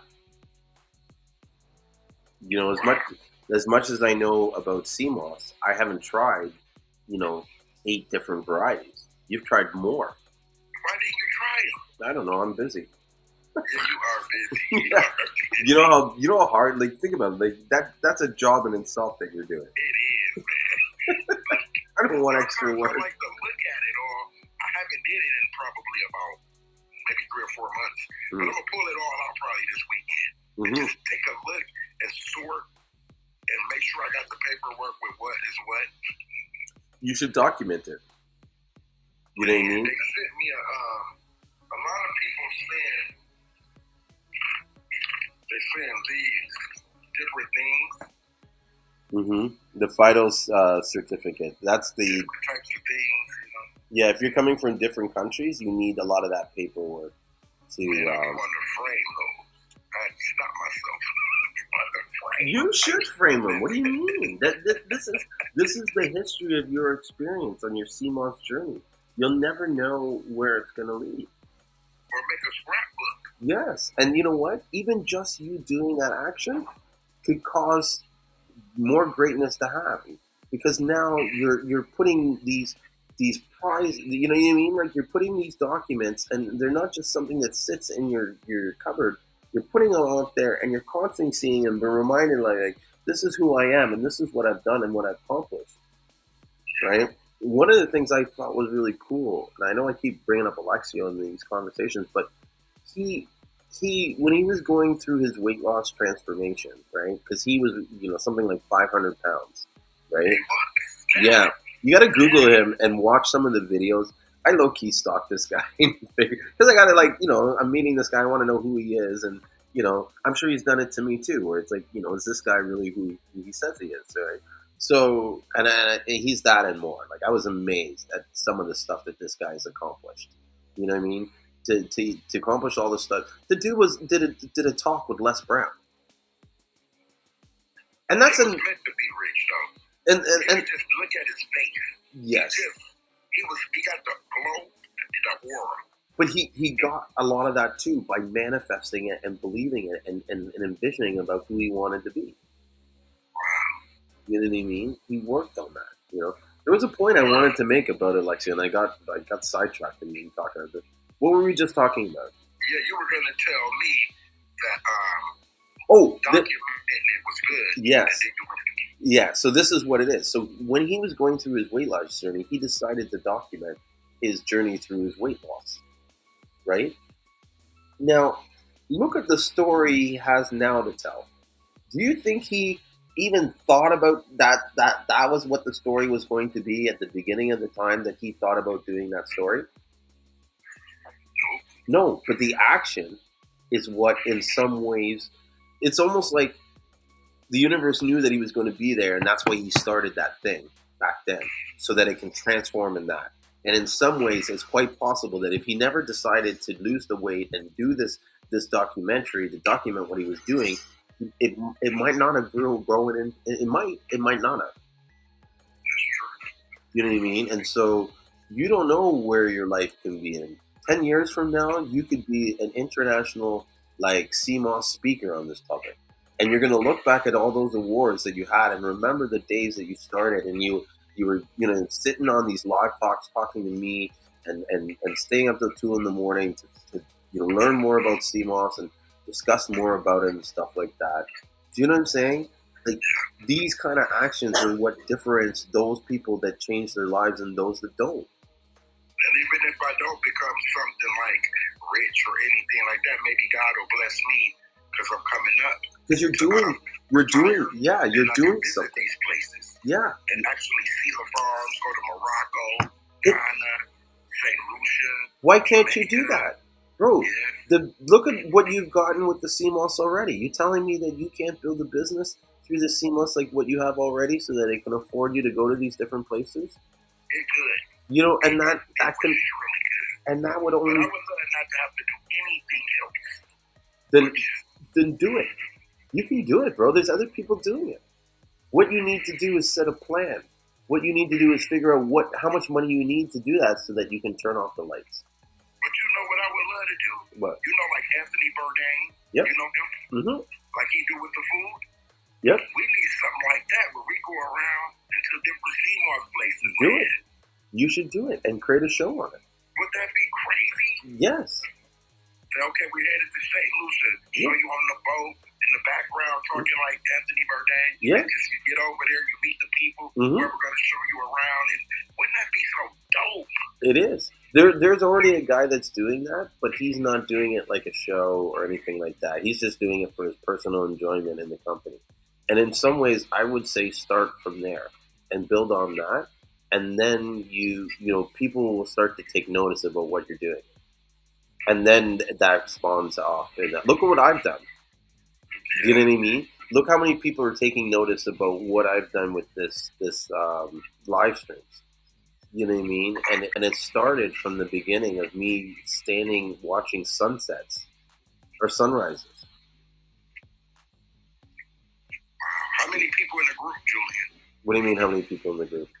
How many people in the Seamoss Buyers Club? Right now? Yeah. 9,000. Just 1,000? 9,000. There's probably about 2,000 bots. I always make that joke. So you're 1,000 away from 10,000. Yeah. It's coming fast. Yeah, right? it's going to be huge. There's always lots of new members joining in and jumping on. And I'm getting calls all the time of people that are like trying to figure out how to navigate in this scene, and they're starting out these new businesses and stuff like that.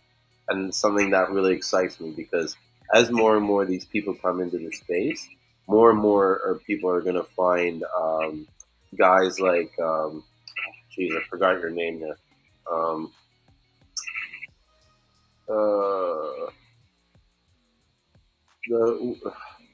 The Herb guy here from Jamaica. What is your name again? It's My name is Hunter. huh? My name is Hunter. Hunter. Yeah. So Hunter. yeah. So yeah. So as the market grows and more of these people get into these products and stuff, they're going to start being able to reach more guys like Hunter, and guys like Hunter are going to be able to go out and eventually grow to a point where they can start hiring people to work under them and assist them. And now the network is expanding. You know what I mean? And we're all kind of raised up. 2 years ago, we never thought about like the possibility of how we need to sort of more organize farmers and create certain infrastructure to increase capacity. But now those conversations are happening. You know what I mean? As these new things come into place and the market grows, more people are able to kind of jump in. Or not even that. The market's huge, but I think more people will feel comfortable getting on. What happened to that one person that I was talking, that I was going back and forth with, that said about the Seamoss? You remember her? Not exactly, because a lot of times I get into these interactions and then I dismiss them from my mind because I can't dwell and think about this stuff. You know what I mean? Well, which girl was it about? Like, explain the conversation and maybe I'll remember. I forgot her name, but we kind of thought it was an avatar or some kind of I don't know. I haven't seen her though. I think it began with a V or something, Von Shea or something like that. I think I forgot. Yeah, no worries. It wasn't. You help me dismiss it. No. There's a few of these, like, I guess what I would describe as characters in the group. And you know what? I'm happy that they're there. I love all this kind of like variety and like sometimes there's a little bit of drama and stuff like that. To me, that brings us closer. That makes it more real about who we Reality are. TV. Yeah, like if we were all like kissing everybody's ass and being friendly to everybody and stuff, we'd just be one big fake group. That's true. That's 100% true. Mm-hmm. That is true. This is a real group, bro. Yeah. It's the real deal. Yeah. Don't get no realer. Yeah, the only thing I would change if I could, you know what I mean, and at the same time, you know, sometimes it needs to happen in order for people to acknowledge that it's there. It's just sometimes how people like to criticize other people and what they're doing. You know, for example, what G. Allen was doing when he's selling his juices, what you were doing when you were describing your accomplishments. Do you know what I mean? That stuff it just bothers me when I see it. You know what I mean? And I'm just like, you know, like it's sad. Like you're missing the point. You're missing, you know what I mean? The game. And then you're gonna complain why you're losing.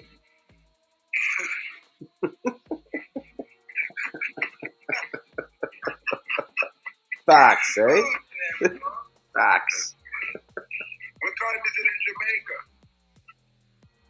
5 to 1. Oh, the same time. I'm 5 minutes to 2. And you 5 minutes to 2, Julien. Mm, You gotta go to bed, bro. yeah, soon. Maybe we'll do another 20 minutes. I love the energy right now. That's another thing too. I feed off this stuff. We learn a lot just communicating. Mm-hmm. It's not about having an expert conversation at all times. It's just about uniting and No, interacting. that's it, bro. That's it. The energy, and that's what I wanted to say is, just feel the energy that's happening. Energy connect. Look, bro, in reality, like we're three different strangers from around the world meeting together to get to know each other, to feel each other out, and talk about profound things. Do you know what I'm saying? That is energy. Like we're creating energy right now. We're amassing that stuff. And I feed off that stuff. I love this stuff. I love giving people inspirational advice because I get inspired when I'm giving the advice. Also me. Me too, man. Half the time when I'm talking, I'm really talking to myself. So I'm giving you advice, but I'm really talking to myself. That's what they say in Islam. Like if a person in Islam, like if you go to the mosque Yeah, and someone corrects you, they always say, hey, I'm reminding myself. yes. Because we're all human. We're not perfect. He might say, hey, brother, you know, for instance, in our mosque, we don't eat with our left hand. We eat with our right hand.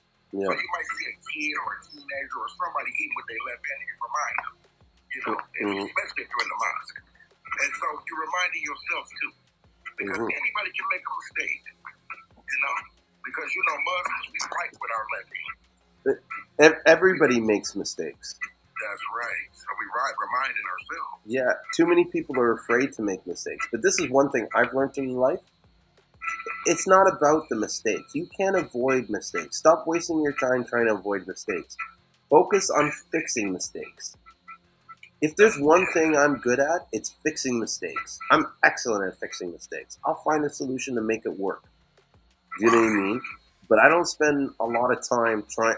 I avoid mistakes, but when it happens, I don't get upset about it. I find a way to fix it and I move on. Let's go. You know what I mean? No crying over spilt milk. I'm really good at that with other people. Uh-huh. Like with my wife or a family member or a friend or a coworker. I love to challenge myself to fix other people's mistakes. But boy, I will piss myself off after to turn back around and go back home. I forgot something. I get mad at myself. That is the worst thing for me. You know, when I leave the house, I come back to the house at least 3 times because I've forgotten stuff.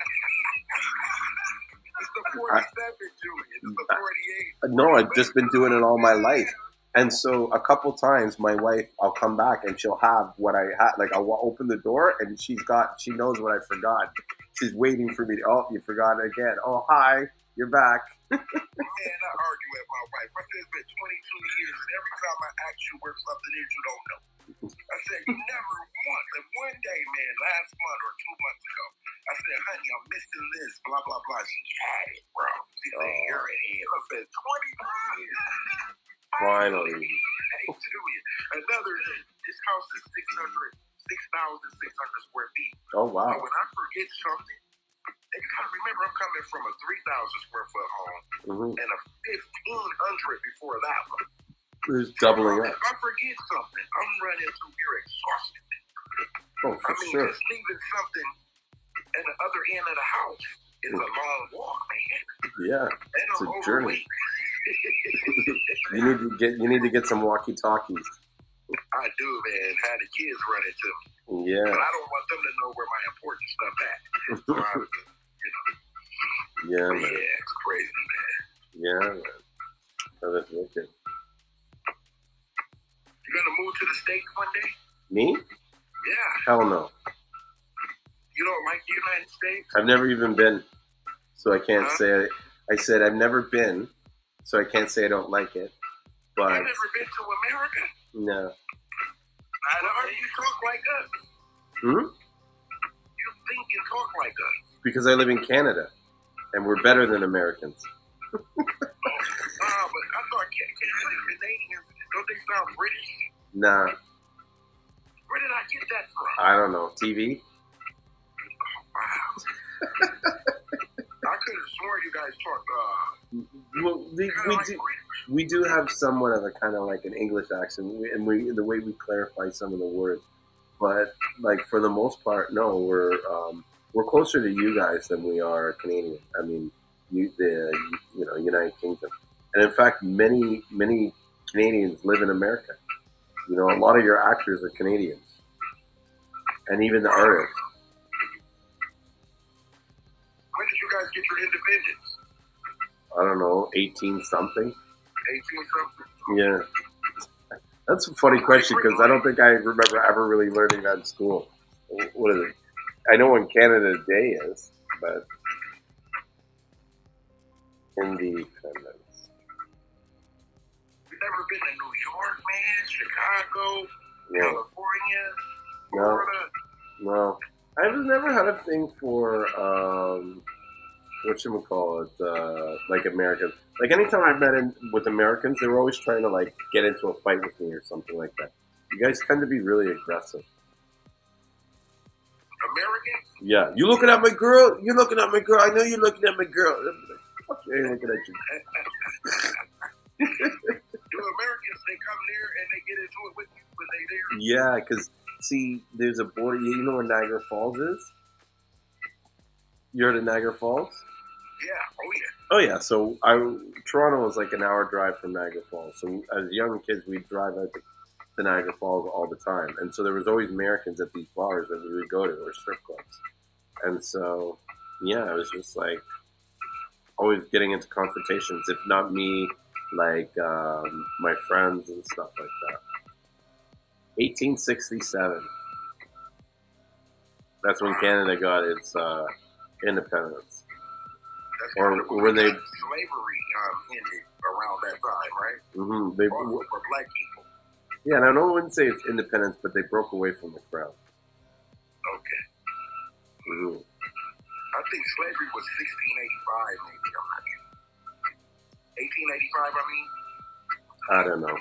I don't really care. I don't like, and I know people are like, this, but I feel like it's about time that we as black people move on about this stuff and start focusing on changing our lives than worrying about what happened in the past. With you on that. Yeah. 100% with you on that, bro. Yeah. We spend way too much time. Listen, we're not the only ones that were slaves. That's what a lot of black people don't realize. We were not the only ones who were slaves. Irish people were slaves. Chinese people were slaves. Japanese people were slaves. Indians were slaves. They were all slaves. Hmm? It was slaves since the beginning of time. Mm-hmm. Now, I'm not saying that what happened in the past is wrong, or was right, or whatever. It was wrong, and it shouldn't have happened, right? And even now, what happens today is not right or wrong. It's not right, and needs to stop. But sitting there crying and complaining about it is not taking effective action in my attitude. If you really want to make change, then you need to start doing things where you're, showing an improvement in our culture. You know what I mean? Running for politics and trying to change policy. Like, how are you complaining about the government's stand and you're not willing to jump into the race and risk it to try and change a law? That's right. So do you think that for the black people that work for free and the white people inherited a lot of the prestige and a lot of the money in the banks to this day, do you think black people deserve reparations for the work, for not being paid from sun up to sundown? Free labor? Well, here's the thing. Most of the people that did that stuff and did that work, they're not around to receive that. So it's still in their infrastructures. It's still in the banks. It's still in the racism that they display with us, where they get to live in great communities. Okay. And we don't. So they're still living off the power. They're living off the ability to make legislation and do things to affect us.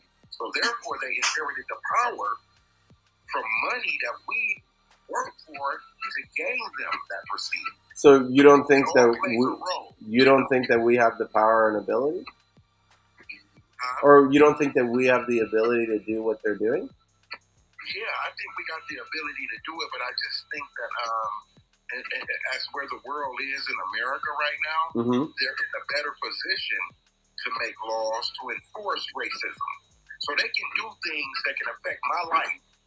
I can hate them all I want, but I can't do anything to affect them as a whole.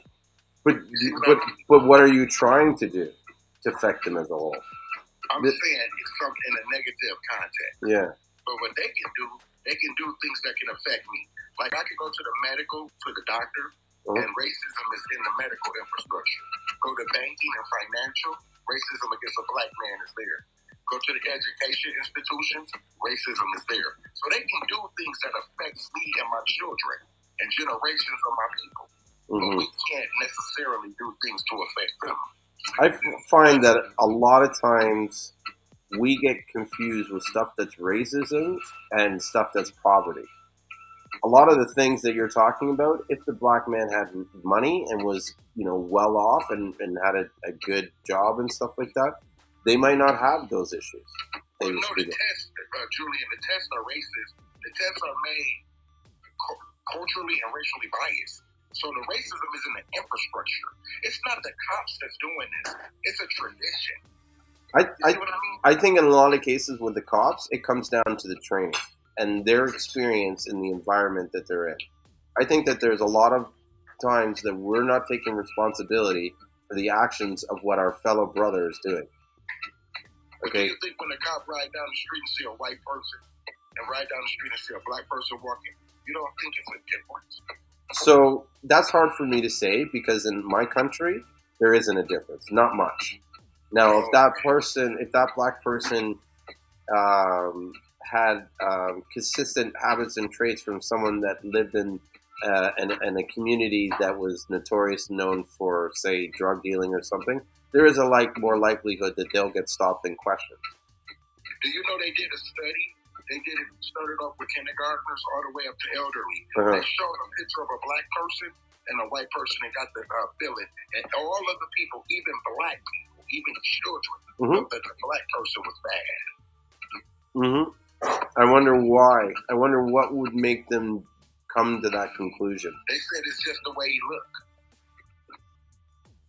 And I guess it's because they consistently see people that look that way look bad. And I think there is issues definitely in media and stuff like that where they're using these sort of stereotypes to fuel these kind of agendas. That's right. I agree, but we need to look past that and know that a lot of the stuff that we see on TV, a lot of the stuff we even see on the news, this stuff is manufactured entertainment. So how's racism in Canada? It's not that much as far as I know. There's times where there is. There's people, here's what I believe. Everybody is racist. I don't believe that anybody in their lifetime has never had a racist thought or a racist action. I think you confuse a prejudice and racism. Okay. They're two different. True. Racist is when you can actually inflict your views of prejudice in any way, shape, or form that you choose. You have power behind you. Yeah, see, I don't see that in Canada, because a lot of black people are elected in political things. Now I see judgment over people, over their culture and their race.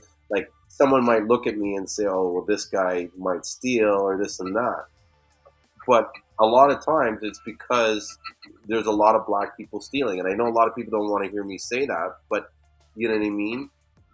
There's a lot of white people stealing. Yes, there is. There's more white people stealing than black people. No, you don't know that. Wait a minute, you don't know that. They stole Canada. Huh? They stole Canada literally. Oh, listen, most white people are corrupt in itself. These guys, your government sold crack to your own people. But That's right. but I think a lot of it comes down to this. This is what I've analyzed in life, right? Because I've always asked myself, okay, what's stopping our world from really advancing and converting into the next phase of some kind of proper utopia where we're all doing what we really should be doing? And I kind of put it comes down to two things. It comes down to the media and how the media is projecting information and how we look at what goes on to that TV like it is a reflection of actual life. That, and also our dependency on jobs. Majority of these decisions and actions that are happening, it comes down to someone's job. Someone needs to protect their job or advance their job or create some kind of legacy and stuff like that. And you'll find in these situations where people are making decisions that they know are not right, but they almost have to do it because if it comes between them being successful or not, they're going to choose them being successful. And if it means, like, in their mind, oh, I have to crush a few grapes on the way, so be it. And so that sort of cumulative effect of everybody doing that, I believe, is what causes actions, things that aren't supposed to happen or things that aren't right to happen. Yeah, and so if people were able to kind of be independent and think independently and do independently, then we would see a lot of people step out of their jobs and say that's not right. We'd see a lot of people, help people, even though, like, you ever notice a lot of times where people want to do the right thing, but they can't do it because they're like, fuck, I'll lose my job. That's it right there. So actually what you're saying is, don't get me wrong, a lot of things that you're saying are perfectly on point, but that just goes to show the vast disparities when it comes to this type of a topic. Mm-hmm. How, it's just broad. It's many factors. Mm-hmm. So don't think that I'm kind of disagreeing with you, because what you're saying is perfectly, from those aspects, are true. Here's some way. I can never fully understand what you're going through because I've never experienced like that.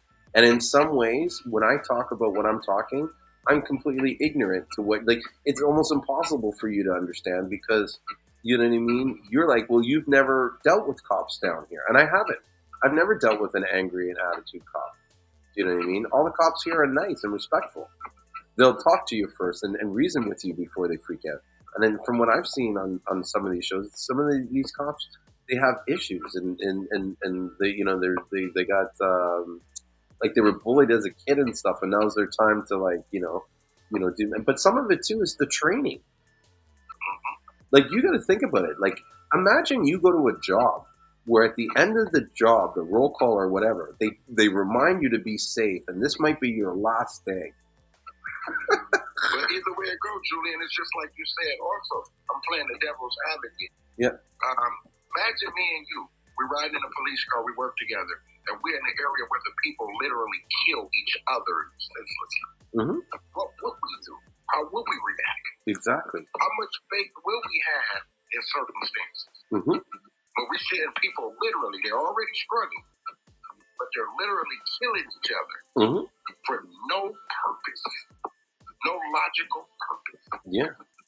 It's hard to conceive. No, it is. And it's sad that they're even in that position where they feel like this is the life that they should be living. Can you imagine me and you riding in a car, or me and Hunter, and we're in an all-white place and the white people killing each other? Yeah. Sometimes we can hear it on the other street where the white person's slaying each other. We get around there, there's no reason. No. No reason. Just attitudes, pride, this, that. So how will we act every day when we get in that car? Yeah. When we get in, we think.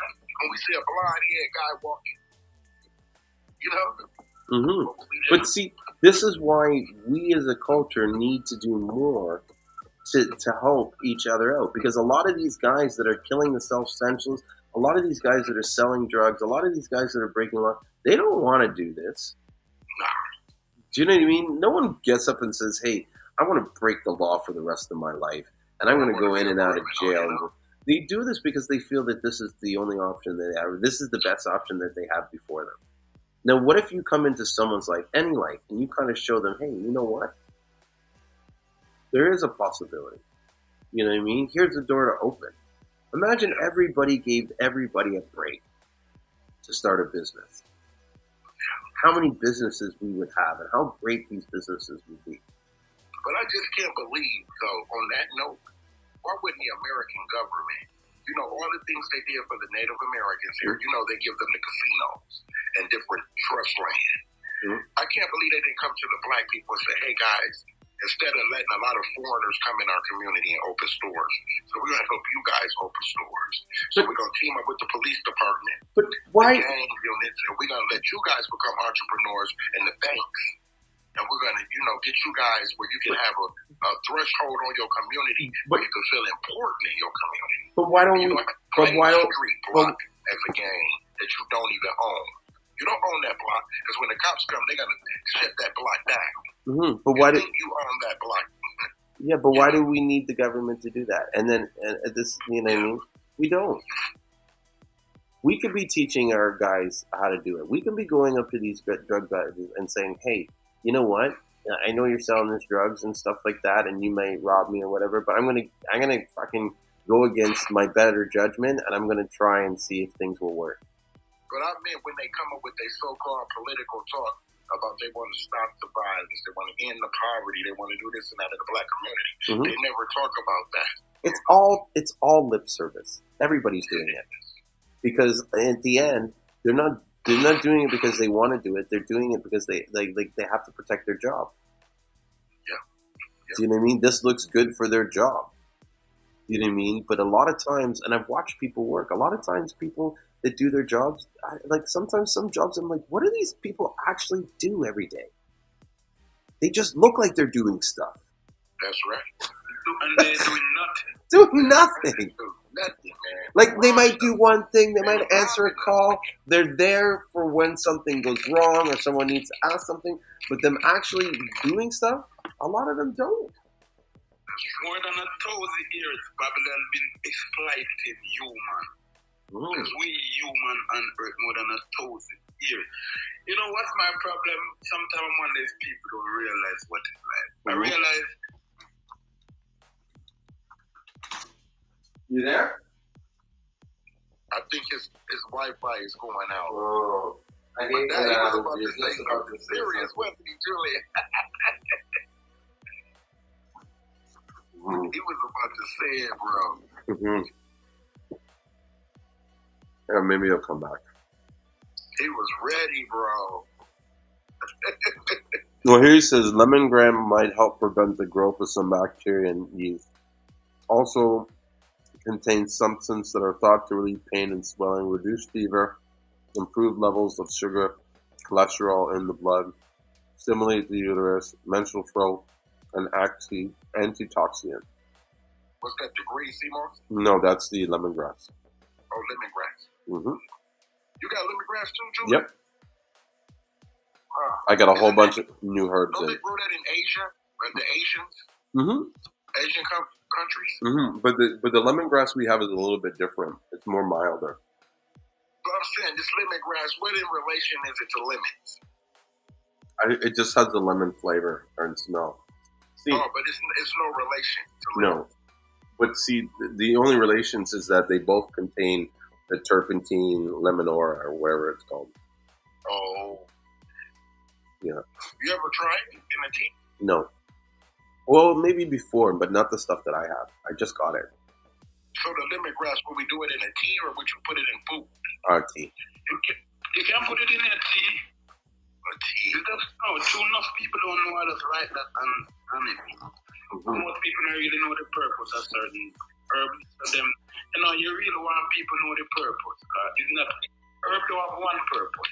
But brother, you got to tell us what you were going to say when you left. Your Wi-Fi went out.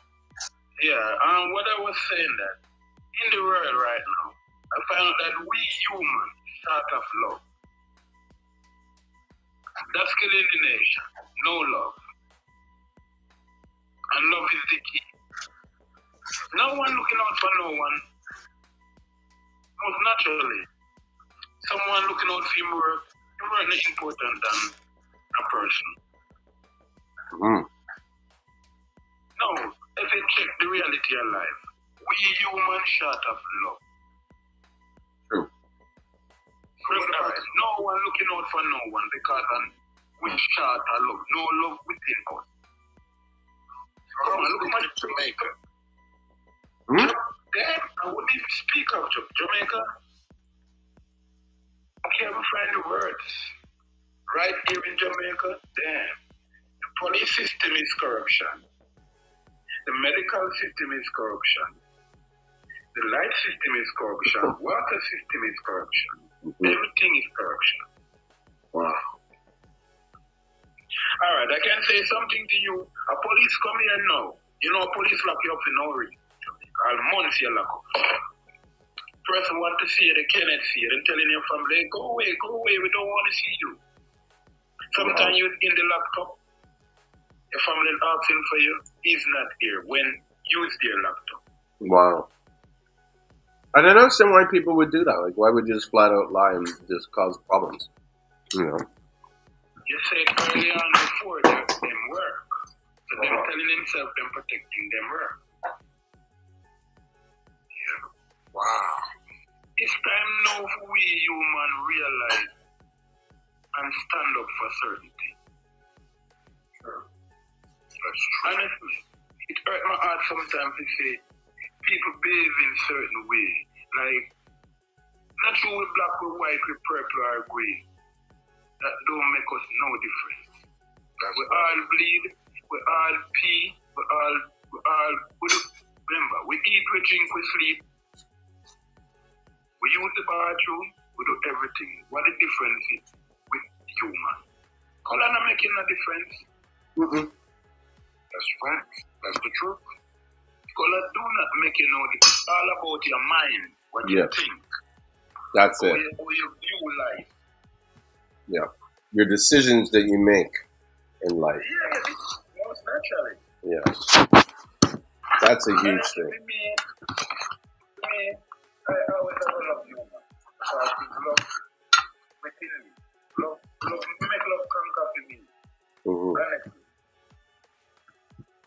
If I'm going to a work, I am inclined to a work. And I'm on certain law. I'm not taking the work. I'm telling you, I'm a Sagittarius. I'm born in December. I'm telling you, I'm not taking that work.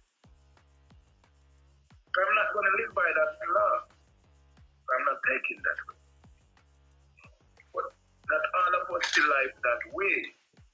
Some people sell them for money. Some sell them for all that thing.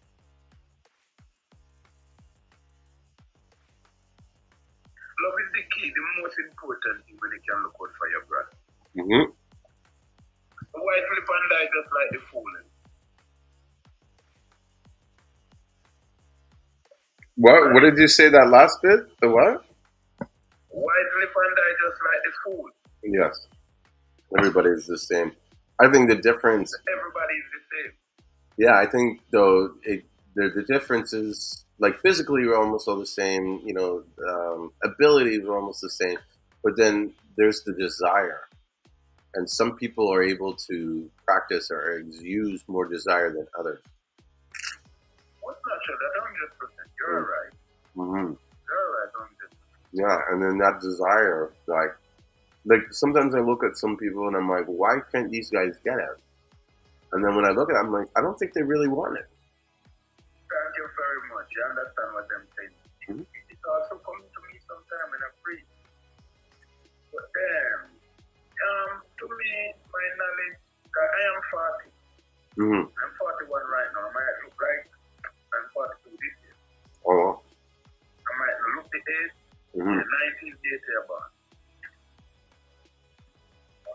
1975. My knowledge when we get become do a lot of reading. We believe in reality. Mm-hmm. Yeah, not theory. I believe in reality, and everyone is done for each other. Mm-hmm. But what I realized over more than 2,000 years, if enough people who lose it fine our mind, so we lose everything here. Once you lose it in your mind, you lose it. Mm-hmm. You know, no, we lose the culture, we lose the roots, we lose the nothing. And we don't want to get back to that. I do not know why. Mankind don't want to find back their roots and culture. Mm-hmm. Yeah. The world wasn't like this. People wasn't like this. Mm-hmm. Not at all. But things change. We had way more I don't know love. why things change. I think the influence on the world has changed, and that's caused a tipping kind of effect. You know, would it be the news or like media or whatever? They're always presenting these stories and always saying these stories in such a way that is meant to like change our minds and influence. And I think just being in the environment where these guys are controlling the data that gets sent to us, it changes our us in a sense. Most naturally, if it changes, by right, mankind change for you. We all change. Mm-hmm. And the system changes. Mm-hmm. So we adjust to the system, so we must change. Mm-hmm. Sure. Yeah. Now the question is, me appetite for what me believe in, because if you don't stand for something, you're gonna fall for nothing. mm-hmm. Well, on a good note, guys, I do want to say, I know it's been said many times, Julien, especially what you guys experience, is that I think that's a thing that Seamoss brings in us that we don't talk about a lot. Mm-hmm. Is that once again, as a black person, or, however you want to look at it, it makes us feel important again. It makes us feel like we're a part of the world. Just think we're networking with people from Morocco, from Ghana, from Peru, and we feel like we're a part of the international community again as a black man. Mm-hmm. We're doing business. You know what I mean? And it's our thing. And it just brings an air of, it just goes to show that it's more than just making money in terms of entrepreneurship. Mm-hmm. It's a sense of dignity, a sense of community, a sense of connection. And, Nope. Yeah. I'm not cutting you, but I can say, since you're talking to me right now, in Jamaica, I can tell you something. I feel the energy from right here. A cold bomb taking my skin just by you talking, bro. I'm telling you right now. Just by you talking, cold bomb taking my skin. We're actually importing and exporting, Julien. I know. You're in Canada, bro. I know. You've never been to the U.S. Yet I ship products from all there, and I sell to hundreds of people every month. You know what I mean? And you, Hunter, have you been to the U.S.? I've never been there. Never. Look at us, man. We're on a live stream doing business. Mm-hmm.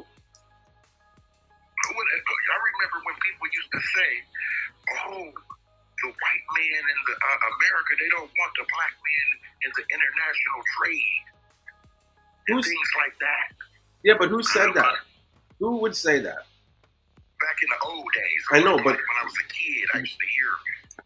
But a lot of time, like but a lot of time when you trace where that message came from, it was from like a news article or some news report or something like that, where they would try to point out this message and create this narrative. One of the interesting things I learned about documentaries is that every documentary is really a fiction thing, because a lot of the times when they're doing the documentary, they'll have the person repeat lines and say different stuff. And it's really the documentarian who is trying to create a story based on a predetermined idea. To make it interesting. To make it interesting, most naturally. If you, captivated to keep your attention. Exactly. So a lot of times in these documentaries, you'll read on some documentaries where certain things didn't actually happen, and they were like thrown in there through the production team to kind of like create continuity or whatever reason, you know. But if you watch the real life and stuff that they do day in day out, it's like they're boring. Yeah, that's crazy. But you know another thing that's crazy? Right away in the Seamoss business, you begin to do international trade. Mm-hmm. It's like automatic, you know, because the Seamoss has to come from somewhere. Mm-hmm. You know. Mm-hmm. So I just think it's awesome, man. No words can describe it. No. Most naturally, you're 100% right. No words can explain. And everybody in this space should spend some time and really, like, this is where I'm saying the gratitude thing come in. Look at what you've accomplished. You know what I mean? There's a lot of things, honestly, I want to go into what I did, but it's almost like here's the thing. Sometimes I think you need to do it by yourself. You know what I mean? Because, and this is what I'm important is, like, if I were to go and say all the stuff I accomplished, people would start having judgments and, you don't need other people to hear it. You really need to hear it. But that's why I was saying, I was making a joke when you said that he made 500,000. I said, imagine if I mentioned 5,000. Yeah. What they gonna do to him? No, Hunter, you know what he's talking about is because we have this Seamoss buyers group. And are you on Facebook, Hunter? Yeah, I'm on Facebook. So go search on Facebook. It's called the Seamoss Buyers Club. There's people from all around the world that are buying and selling Seamoss there, and a lot of people are selling herbs and stuff like that. And then it's a great network thing. And so what Khaled's talking about is that at one point, he wanted to express, his gratitude and his appreciation for where his hard work has gotten to him and what he's been able to do it and show kind of people others. And I think in a lot of ways he was doing it in a way to inspire people. At least I thought it was, because the one thing you could show is that, like, okay, well, this guy can do it. What's my capabilities, right? And rather than people, some people were being happy for him, but a few people were just coming with this bullshit, fake shit where it was like, well, if I had the money, I would donate it to charity and it's like, yeah, okay, good for you. I'm happy for you. You do this stuff, you do, but this isn't about you. Do you know what I mean? This is about Khaled telling everybody about how happy he is for the work that he did. And I made my first $5 grand. That was my very first $5 grand that time. Yeah. And that shocked me, man. Yeah, and you put it up there looking for people to like say, yeah, hey, what's up? You know what I mean? And kind of like, because you know that's what you would be like. You know what I mean? Yeah, I'm sure that's the kind of person you are. And so I could see how it hurts when someone turns around and is like, oh, well, then, you're bragging and you're this. And, oh, why didn't you, if I was me, I would do this with the money. Like, oh, bullshit, man. Yeah, it's bullshit. all crap. There's so much crap we live in. Yeah. That's what hurt me more, because people have too many bad things to say. Hey, you're right. I'm good. If I would do this. Oh, come on. That's totally bullshit, man. Yeah, they're just saying it because they know a bunch of other people are watching them and seeing their comments. Watching them, most naturally. Yeah. And think about this, Hunter and Julien. Mm-hmm. Why didn't they think about this? If you did $5 grand, how much Seamoss did you give to the world? That's taking it. How many new people did you introduce to Seamoss? Exactly. That's a plus. Yes. That's helping they the should world. be happy. It's not crack. It's not drugs. It's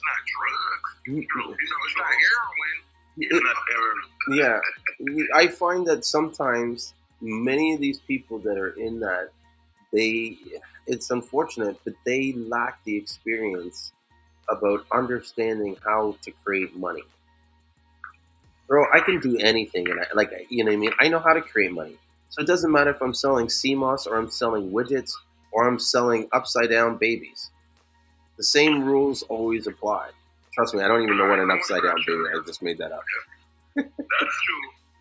Yeah, and so you got to get with the standard principles of what it takes to do the business and be committed to it. Many of the people that aren't doing well in business because they're not doing their business. Think about it. Yeah. That's true.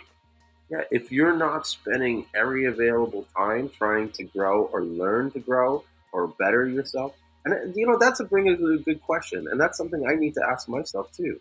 How much time am I really investing in myself? How much time am I really putting aside to learn more, to know. Like I do it every once in a while, but am I doing it on a consistent basis enough to increase the opportunities that I have available around me? Yes, that's true. Yeah. So I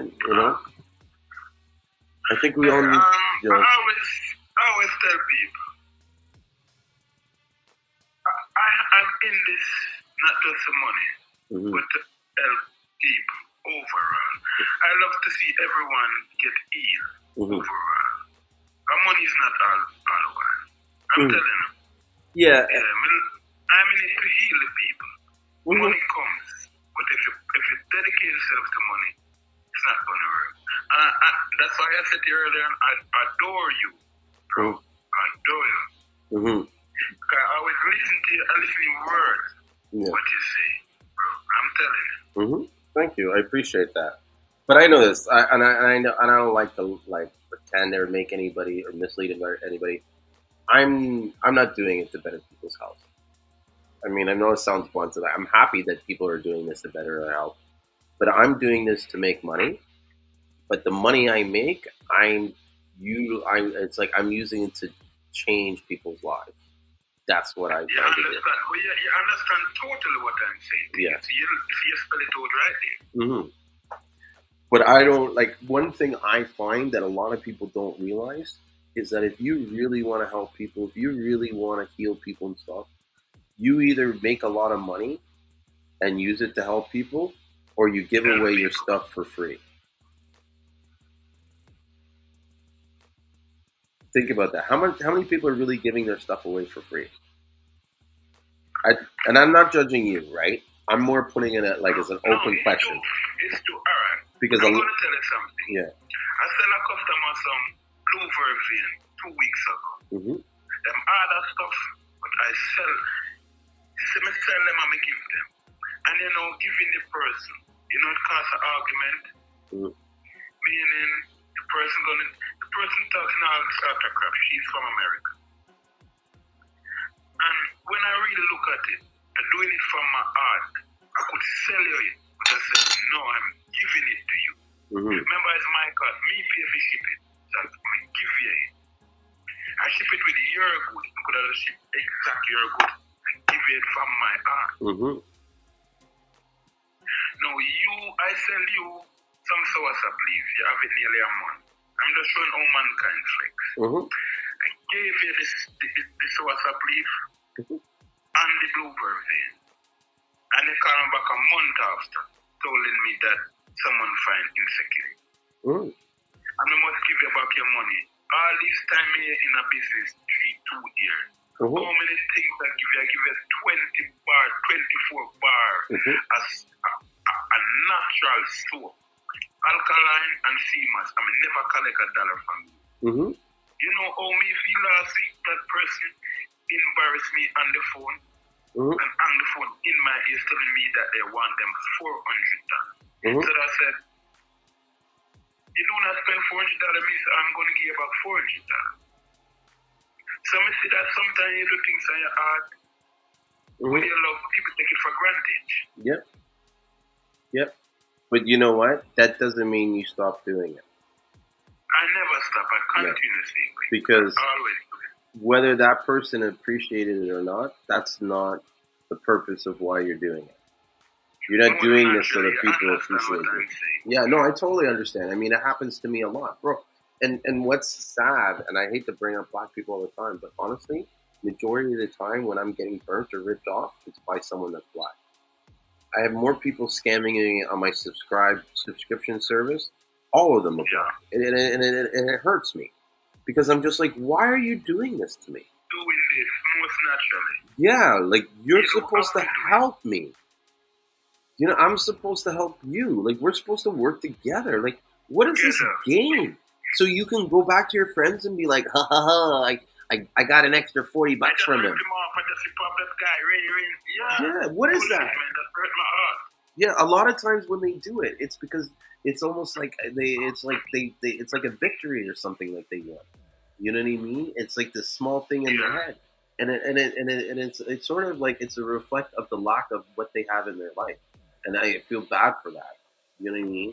But I also feel like you're part of the reason why people feel this way towards our culture. Like, yeah, you're like a stain on us trying to get it better ourselves. And so sometimes I want to call them up and just yell at them and say, like, you've disappointed me. Disappointed me. Yeah. But sometimes themselves them disappointed, not you. Mm-hmm. Yeah, look at it this way. Sometimes it's not you. It's themselves them disappointed. Mm-hmm. No, I said that before. It's a reflection on themselves. Use love. Yeah. I They almost... can't stop. So go ahead. Yeah, they cannot stop it. Sometimes it's themselves. Them do it. And sometimes them think it's you them doing, but it's themselves. I feel sorry for them. That's the main thing. I feel sorry for them that their life is built in such a way that they feel like this behavior is acceptable. Most naturally. It's not every time that behavior is going to be acceptable. Mm-hmm. So Khaled's asking me this subscription thing. So here's what I'll explain the subscription. If you go on my website, there is an option where you can subscribe and save money. So if you subscribe once a month, you get 15% off. If you subscribe to twice a month, you get 25% off the order. And if you do it every week, you get 35%. Now, how the way the discounts are set up and the way I make my money is that you need to make them, because every one of them, if you were to buy one of them, I'm kind of lost money, right?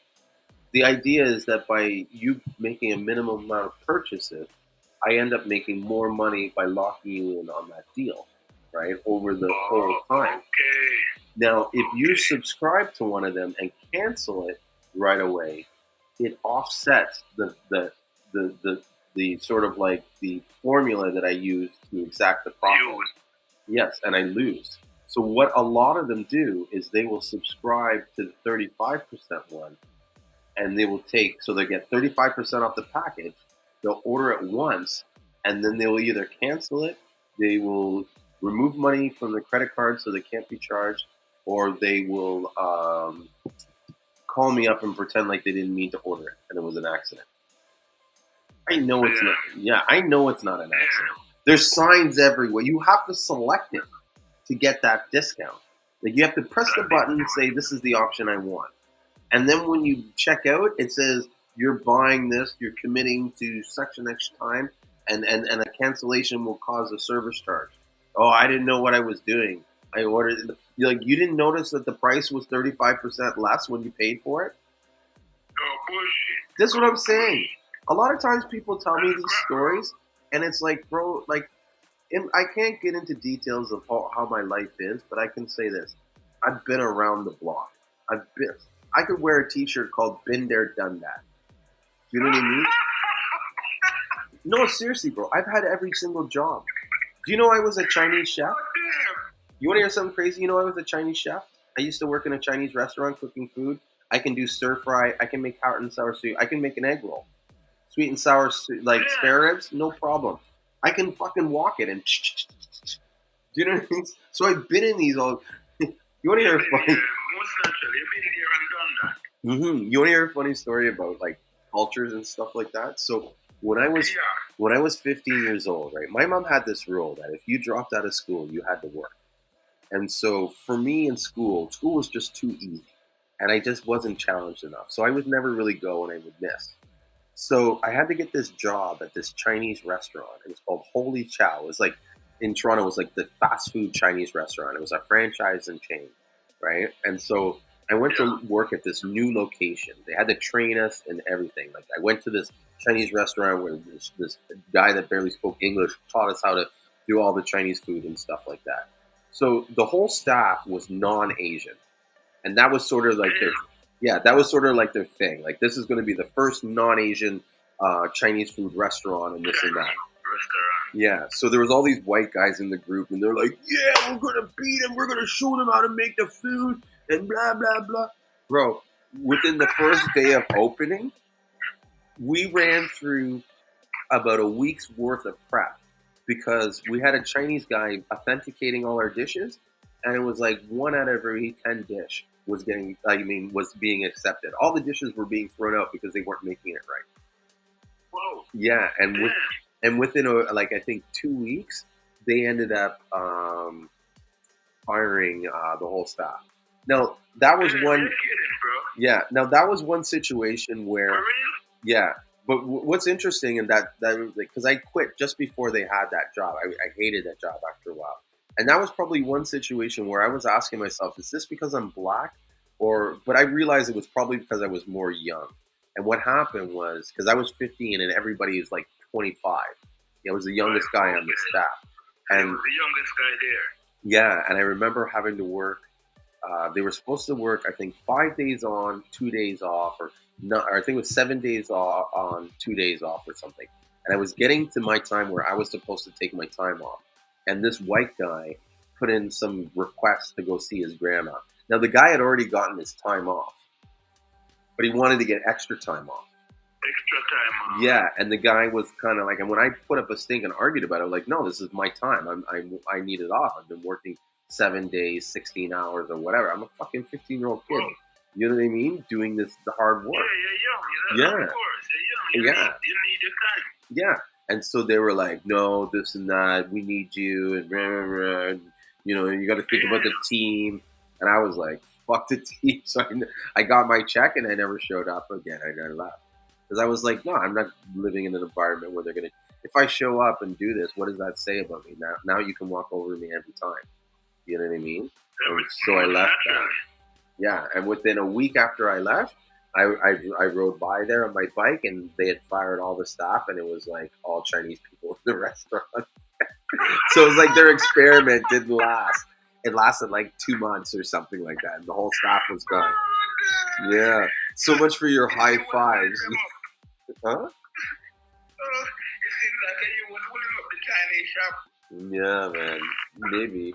Oh, damn. I always seem to There's leave. nothing good there. Yeah, I always seem to leave the room at the right moment. That's what I've noticed.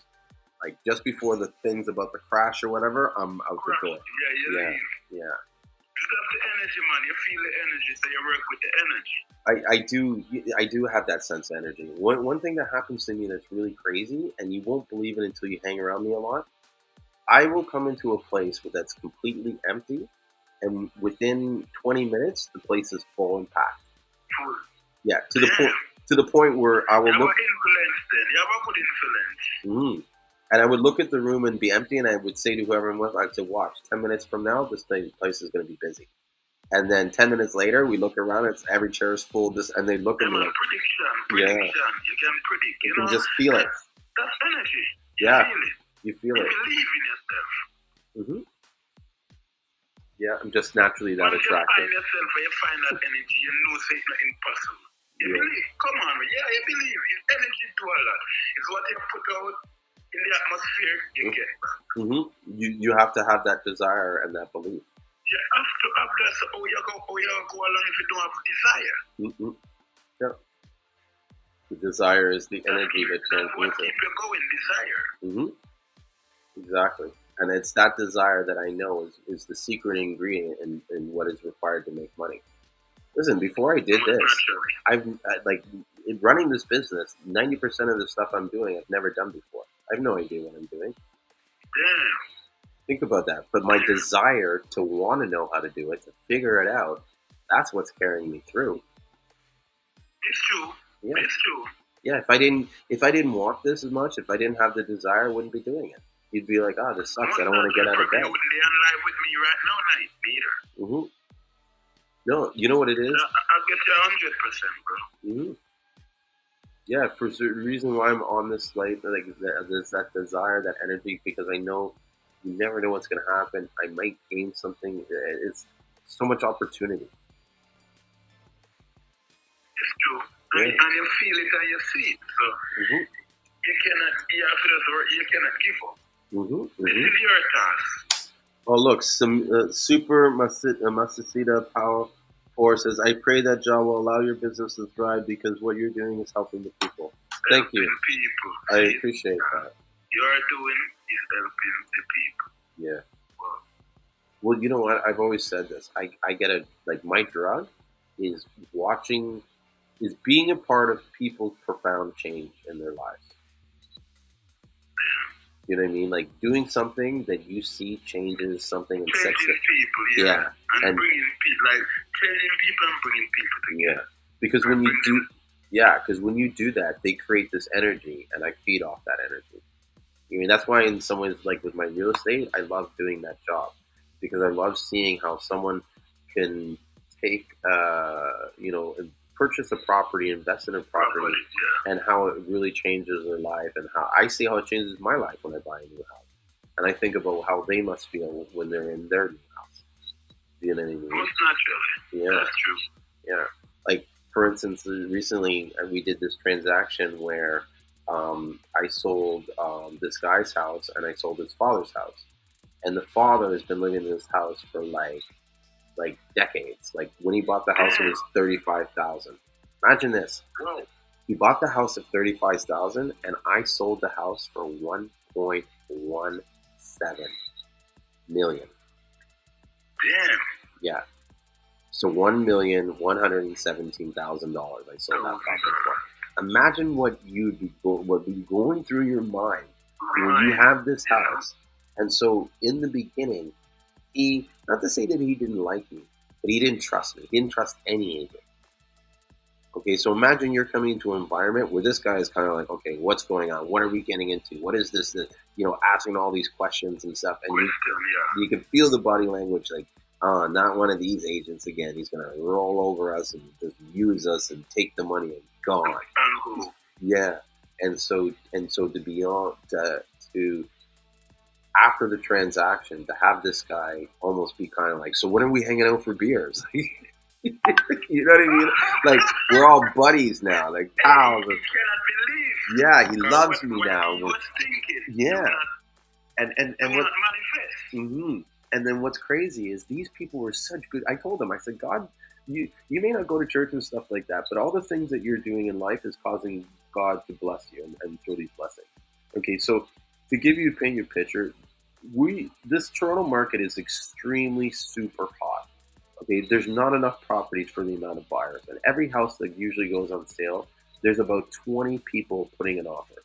The same houses that I sold for them, one of the houses was like, we got 30 offers on that house. 30 people tried to buy that house.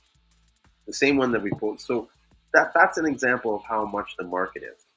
And so these guys were able to buy their house on the first offer that they put in, got it for the price that they wanted. I think it was even less than what all the other bids were. The people that own just seem to like the family and stuff, because I write letters stating like who our seller is and what they need the house for and stuff like that. And so they get into this house that's because what the challenge was is both of them were selling the house and they needed to find a house where the father would be comfortable and the son could live there with his kids. Exactly. And that's a challenge to find all this stuff. And we found this house where it was like, it had this massive backyard and it had this like basement apartment with the entrance going out. So his dad could like sit there under the deck and watch the kid play and be part of the house, but yet they had the full thing. And his basement wasn't a basement; it was like a ground level. So he had full windows and like he wasn't living in a basement. And they got all this under the budget that they wanted to pay, so they didn't really have to go out of pocket. And then when they sold their houses, they sold it for like record amounts. You know what I mean? And so, yeah, man, like you do good things, you are good people. God blesses you and kind of rewards you and stuff like that. Oh, and that's my point: is to watch these guys, these such great people, be so afraid to. Like it's an anxiety. Like, the market's super hot. You might not get the place. Like they were worried, like, what if we buy and we can't sell and this and that. Yeah. And so to see how things have changed and even the look on his face where I was like, I went to the guy, I was like, bro, you're a millionaire now. Can you believe it? Did you ever think you'd have that in your life? And he was just like shaking his head like, yeah, like, what the, yeah. You know what I mean? And to come see them after they moved in and they're like, hey, what's up? Look at the house. Oh, yeah, we're moving it. Oh, we're fixing this and we're doing this. And yeah, we painted this now. Yeah, and then this. What they are, always want. It's like that is them dream. Yes, perfect home. And then it's like on a cul-de-sac thing, so it's a dead-end street. Now the kid can go there and play hockey because they got a young kid. He's going to grow up in that neighborhood. You know what I mean? And I was a part of that. I was a part of putting his kid in and that's another thing too. Where they moved, it was like the school was literally next door. They could walk to school. And it was like, yeah. And it's like, and they were looking for a Catholic school, and it was a Catholic school. And it was like, got good ratings and everything. Yeah, it was like, yeah, like you could knock it better out of the park. You know what I mean? And so, you couldn't get a better offer, most naturally. Yeah, and so to take someone that was, not trusting real estate agents and to turn them around and make them believe in the profession. Believe in you, too.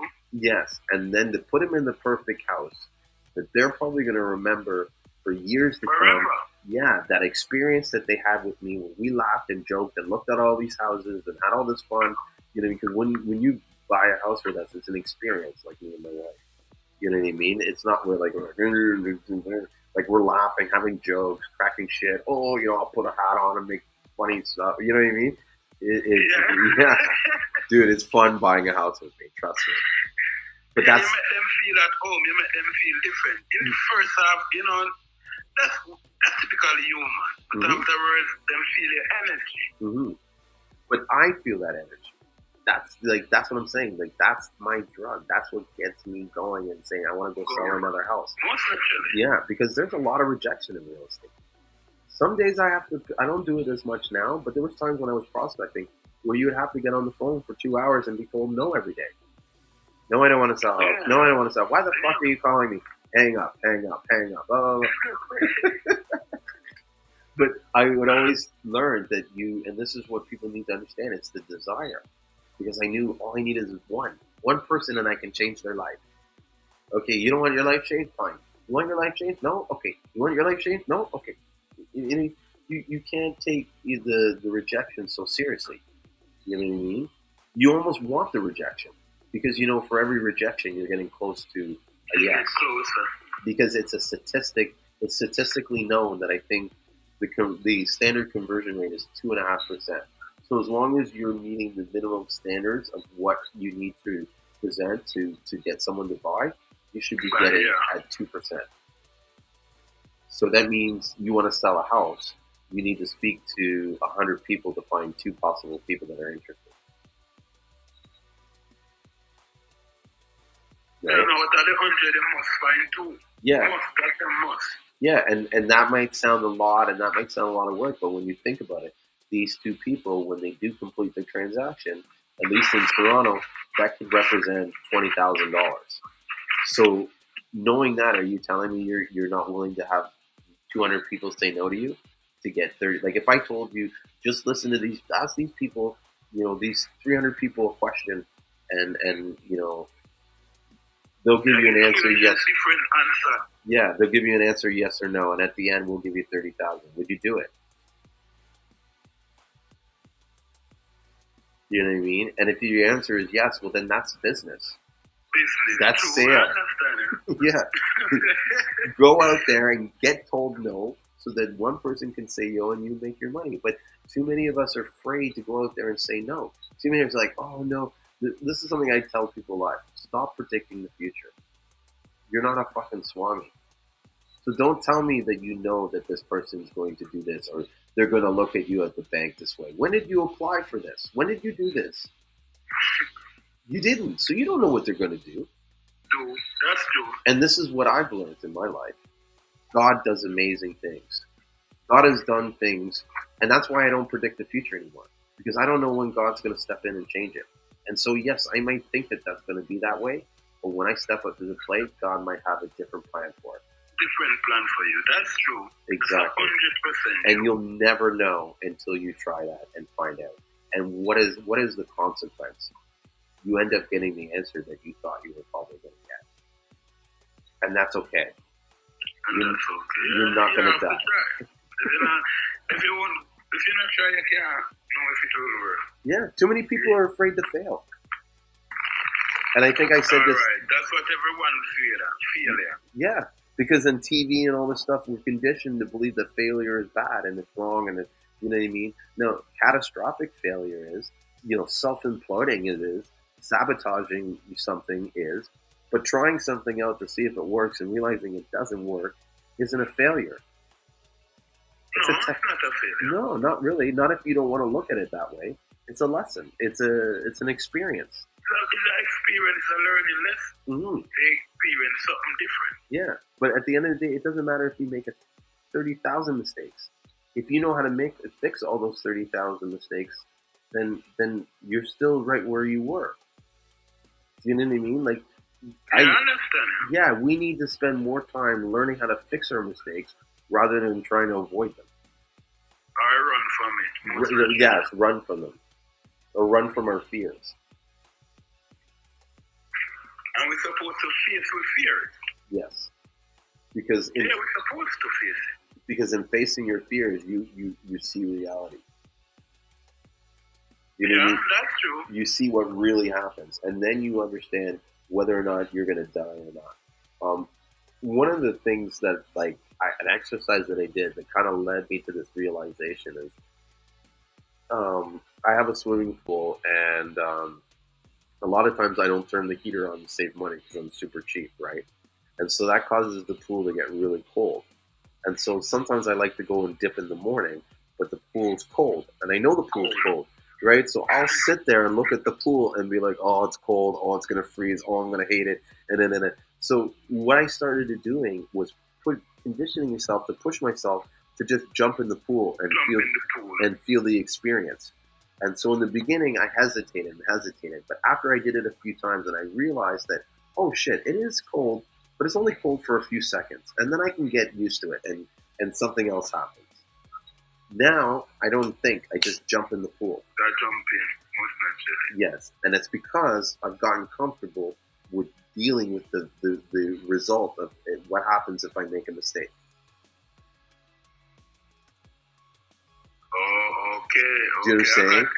Like, yeah, or what happens if I predict something? You know what I mean? Like, you know what I'm saying? Don't predict the future. I was predicting that the water was going to be cold, and this is what was going to happen. But when I actually went into it, I realized what really is going to happen. Yeah, and I realized, you know what? I told myself that something was going to happen. Or I told myself it was going to be worse than it actually is. And it's not that worse. And that's what happens with our fears a lot of times, is we create a situation that is bigger than it actually is. And the only way we can sort of destroy the boogeyman or whatever is by opening up the closet and looking inside to make sure that there's nothing there. You know what I mean? Most naturally. You're 100% right. Mm-hmm. Thank you. So, that's my rambling thoughts. But you know what? It is 3 o'clock. I should kind of shut her down, because otherwise I'm going to be up all morning and it's going to ruin my day tomorrow. Most naturally. Go ahead. Yeah. Nice speaking to you. No, it was lovely speaking to you, and I appreciate you coming on here and just, you know what I mean, opening stuff and trying to get. You don't even know that how I appreciate you and what you've done for me. Well, thank you. Well, how do I put it? The fact that you appreciate that makes me feel good inside. You know what I mean? And that's part of the reason why, you know what I mean, we all should be doing more to show this appreciation. And I think, I don't know if it was you or someone else was talking about how they do these nice things, but they end up getting burnt and stuff like that. And, that happens to me a lot. But what I realize is that I'm not doing it so that I can get something back from that person. How that person deals with what I give them, that's on to them. I just did That's all matters to you. Mm-hmm. I just did what I was supposed to do. I did the service. You know what I mean? If someone does, look at life too. Look at life. Yeah. If you don't appreciate the service, that's not a problem. That doesn't mean I stop doing what I'm doing, because one day someone is going to need that help. Someone's going to come around and going to appreciate it. Yeah. That's true. And so you can't turn around and shut down because 1 or 2 people aren't, you know what I mean, aren't smart enough, or aren't, you know what I mean, aren't the right, aren't on the right level to the right level. That's true. To appreciate what you're doing for them. And sometimes those people that don't show the appreciation today that's what they're like. But in the future, they'll remember what you did for them and how they fucked up and made a mistake, and they might change. That's true, and it might come around one day. Mm-hmm. One of the things that before we go, I just want to share this is one of the things that I believe how God works in the universe and on the world is that because man has domain over the planet, it's not possible for God or the devil or anybody to actually come in and really do something on man. It always has to be either given permission by man or sort of asked by man. If you look in the Bible and stuff, God is always doing something or working through a man to make these things happen. Most naturally. Yeah. What was the point I was trying to make on this? Oh, I hate when I do that. I had something and I'm trying to gather my thoughts and then I forget my thoughts because it's so late. This is what it is. So in that relation, right, like that God has to use man. In order for blessings to happen, he needs a man to do it. And so there's a lot of times where you are somewhat supposed to do a task or supposed to help someone else or supposed to do something that, God wants you to do in order for someone else to receive their blessing through a training reaction or whatever. Now, if you, for whatever reason, don't decide to do that, right? Because God's not going to come and say, I want you to do this or whatever. He'll do some kind of influence or give you a choice or an option. And if you decide not to go for that, it almost blocks that person's blessing. Now God has to go around and come up with another method or path to get it. And this is why I believe sometimes your blessings take longer to get to you than what they actually were supposed to get to you. Because the people that were needed to activate and make the blessing possible weren't doing that. There's certain stories, I can't remember exactly in the Bible, but it's almost like, well, if this guy didn't do this and this guy didn't do that, then David wouldn't have been born. Do you know what I'm saying? And yeah. And so that's why us as humans, it's important to almost do as much as we can whenever we can. Because we never know when God is really trying to do something to make something happen for someone. We never know. Now, here's the thing. You may say, like, I'm saying this, and it's like, well, this is to help someone else. If we all collectively do it, then all our blessings come faster. Because we're all helping each other to get our blessings to us. Get our blessings. That's true. Yeah, but too many people are selfish, and they're thinking for themselves. And so when they make these... That's what I said early on. That's true. Mm-hmm. And so when they make these decisions, it's coming from their own place of selfish, and that blocks the path, and the water has to find a different way to flow. Which is like you have to find a next channel. Exactly. And I mean, I want to say this is my belief. I have no proof of doing that. This is just my thought and me looking and trying to find answers as to why things happen the way they are. And I feel like in some ways that's the message that was kind of like given to me. Like, this is the answer why things are the way they are. Because of the way people act and what they do and what they don't do. And if they all did what they were... 100% true. It's 100% true. Yeah. Yeah. And so, with that little spiritual thought and discussion, I think we should maybe draw the night to a close. Hunter, I really appreciate you coming hanging out with me. Definitely just agreeing with everything I say makes me feel so much better when I say it. No, but it's true. No, I know. Everything you're saying is true, bro. It's not fairy tale, it's reality. Everything you're saying is true. Thank you. I try to speak to Almighty work through sometimes we want to work off our own understanding. It's not working. Mm-hmm. We have to work with the Almighty. As I said earlier on, the Almighty brings too many things to us sometimes and we ignore it. Exactly. Oh, the amount of opportunities that I feel like I lost because I ignored or didn't listen to my gut instincts or paid attention or knew that this was a test but sabotaged it for whatever anyways. You know what I mean? Like, we do that sometimes in our lives, you know? Yeah, we do that sometimes. Yeah. And so when I look back at all these lives, it's like, fuck, man, there were so many times this God was trying to open the door for me and I kept shutting the door with my stupidness. Yeah, I will let it shut back. That's why I'm saying, knock and it shall be open, ask and it shall be given, seek and you shall find. Mm-hmm. That's what the Almighty said. So. And we're not 100% right. Yeah, 100%. Me, some man, I deal with my Bible. Yeah, me too. All right, can I say something before we close? Yep, please. I read 3 Psalms. Okay. Before I come back. When me left off the line yesterday, next 15 minutes going for a doctor, this preach I must go to read my Bible, and I read 3 Psalms. I read Psalms 27, Psalms 91, and Psalms 35.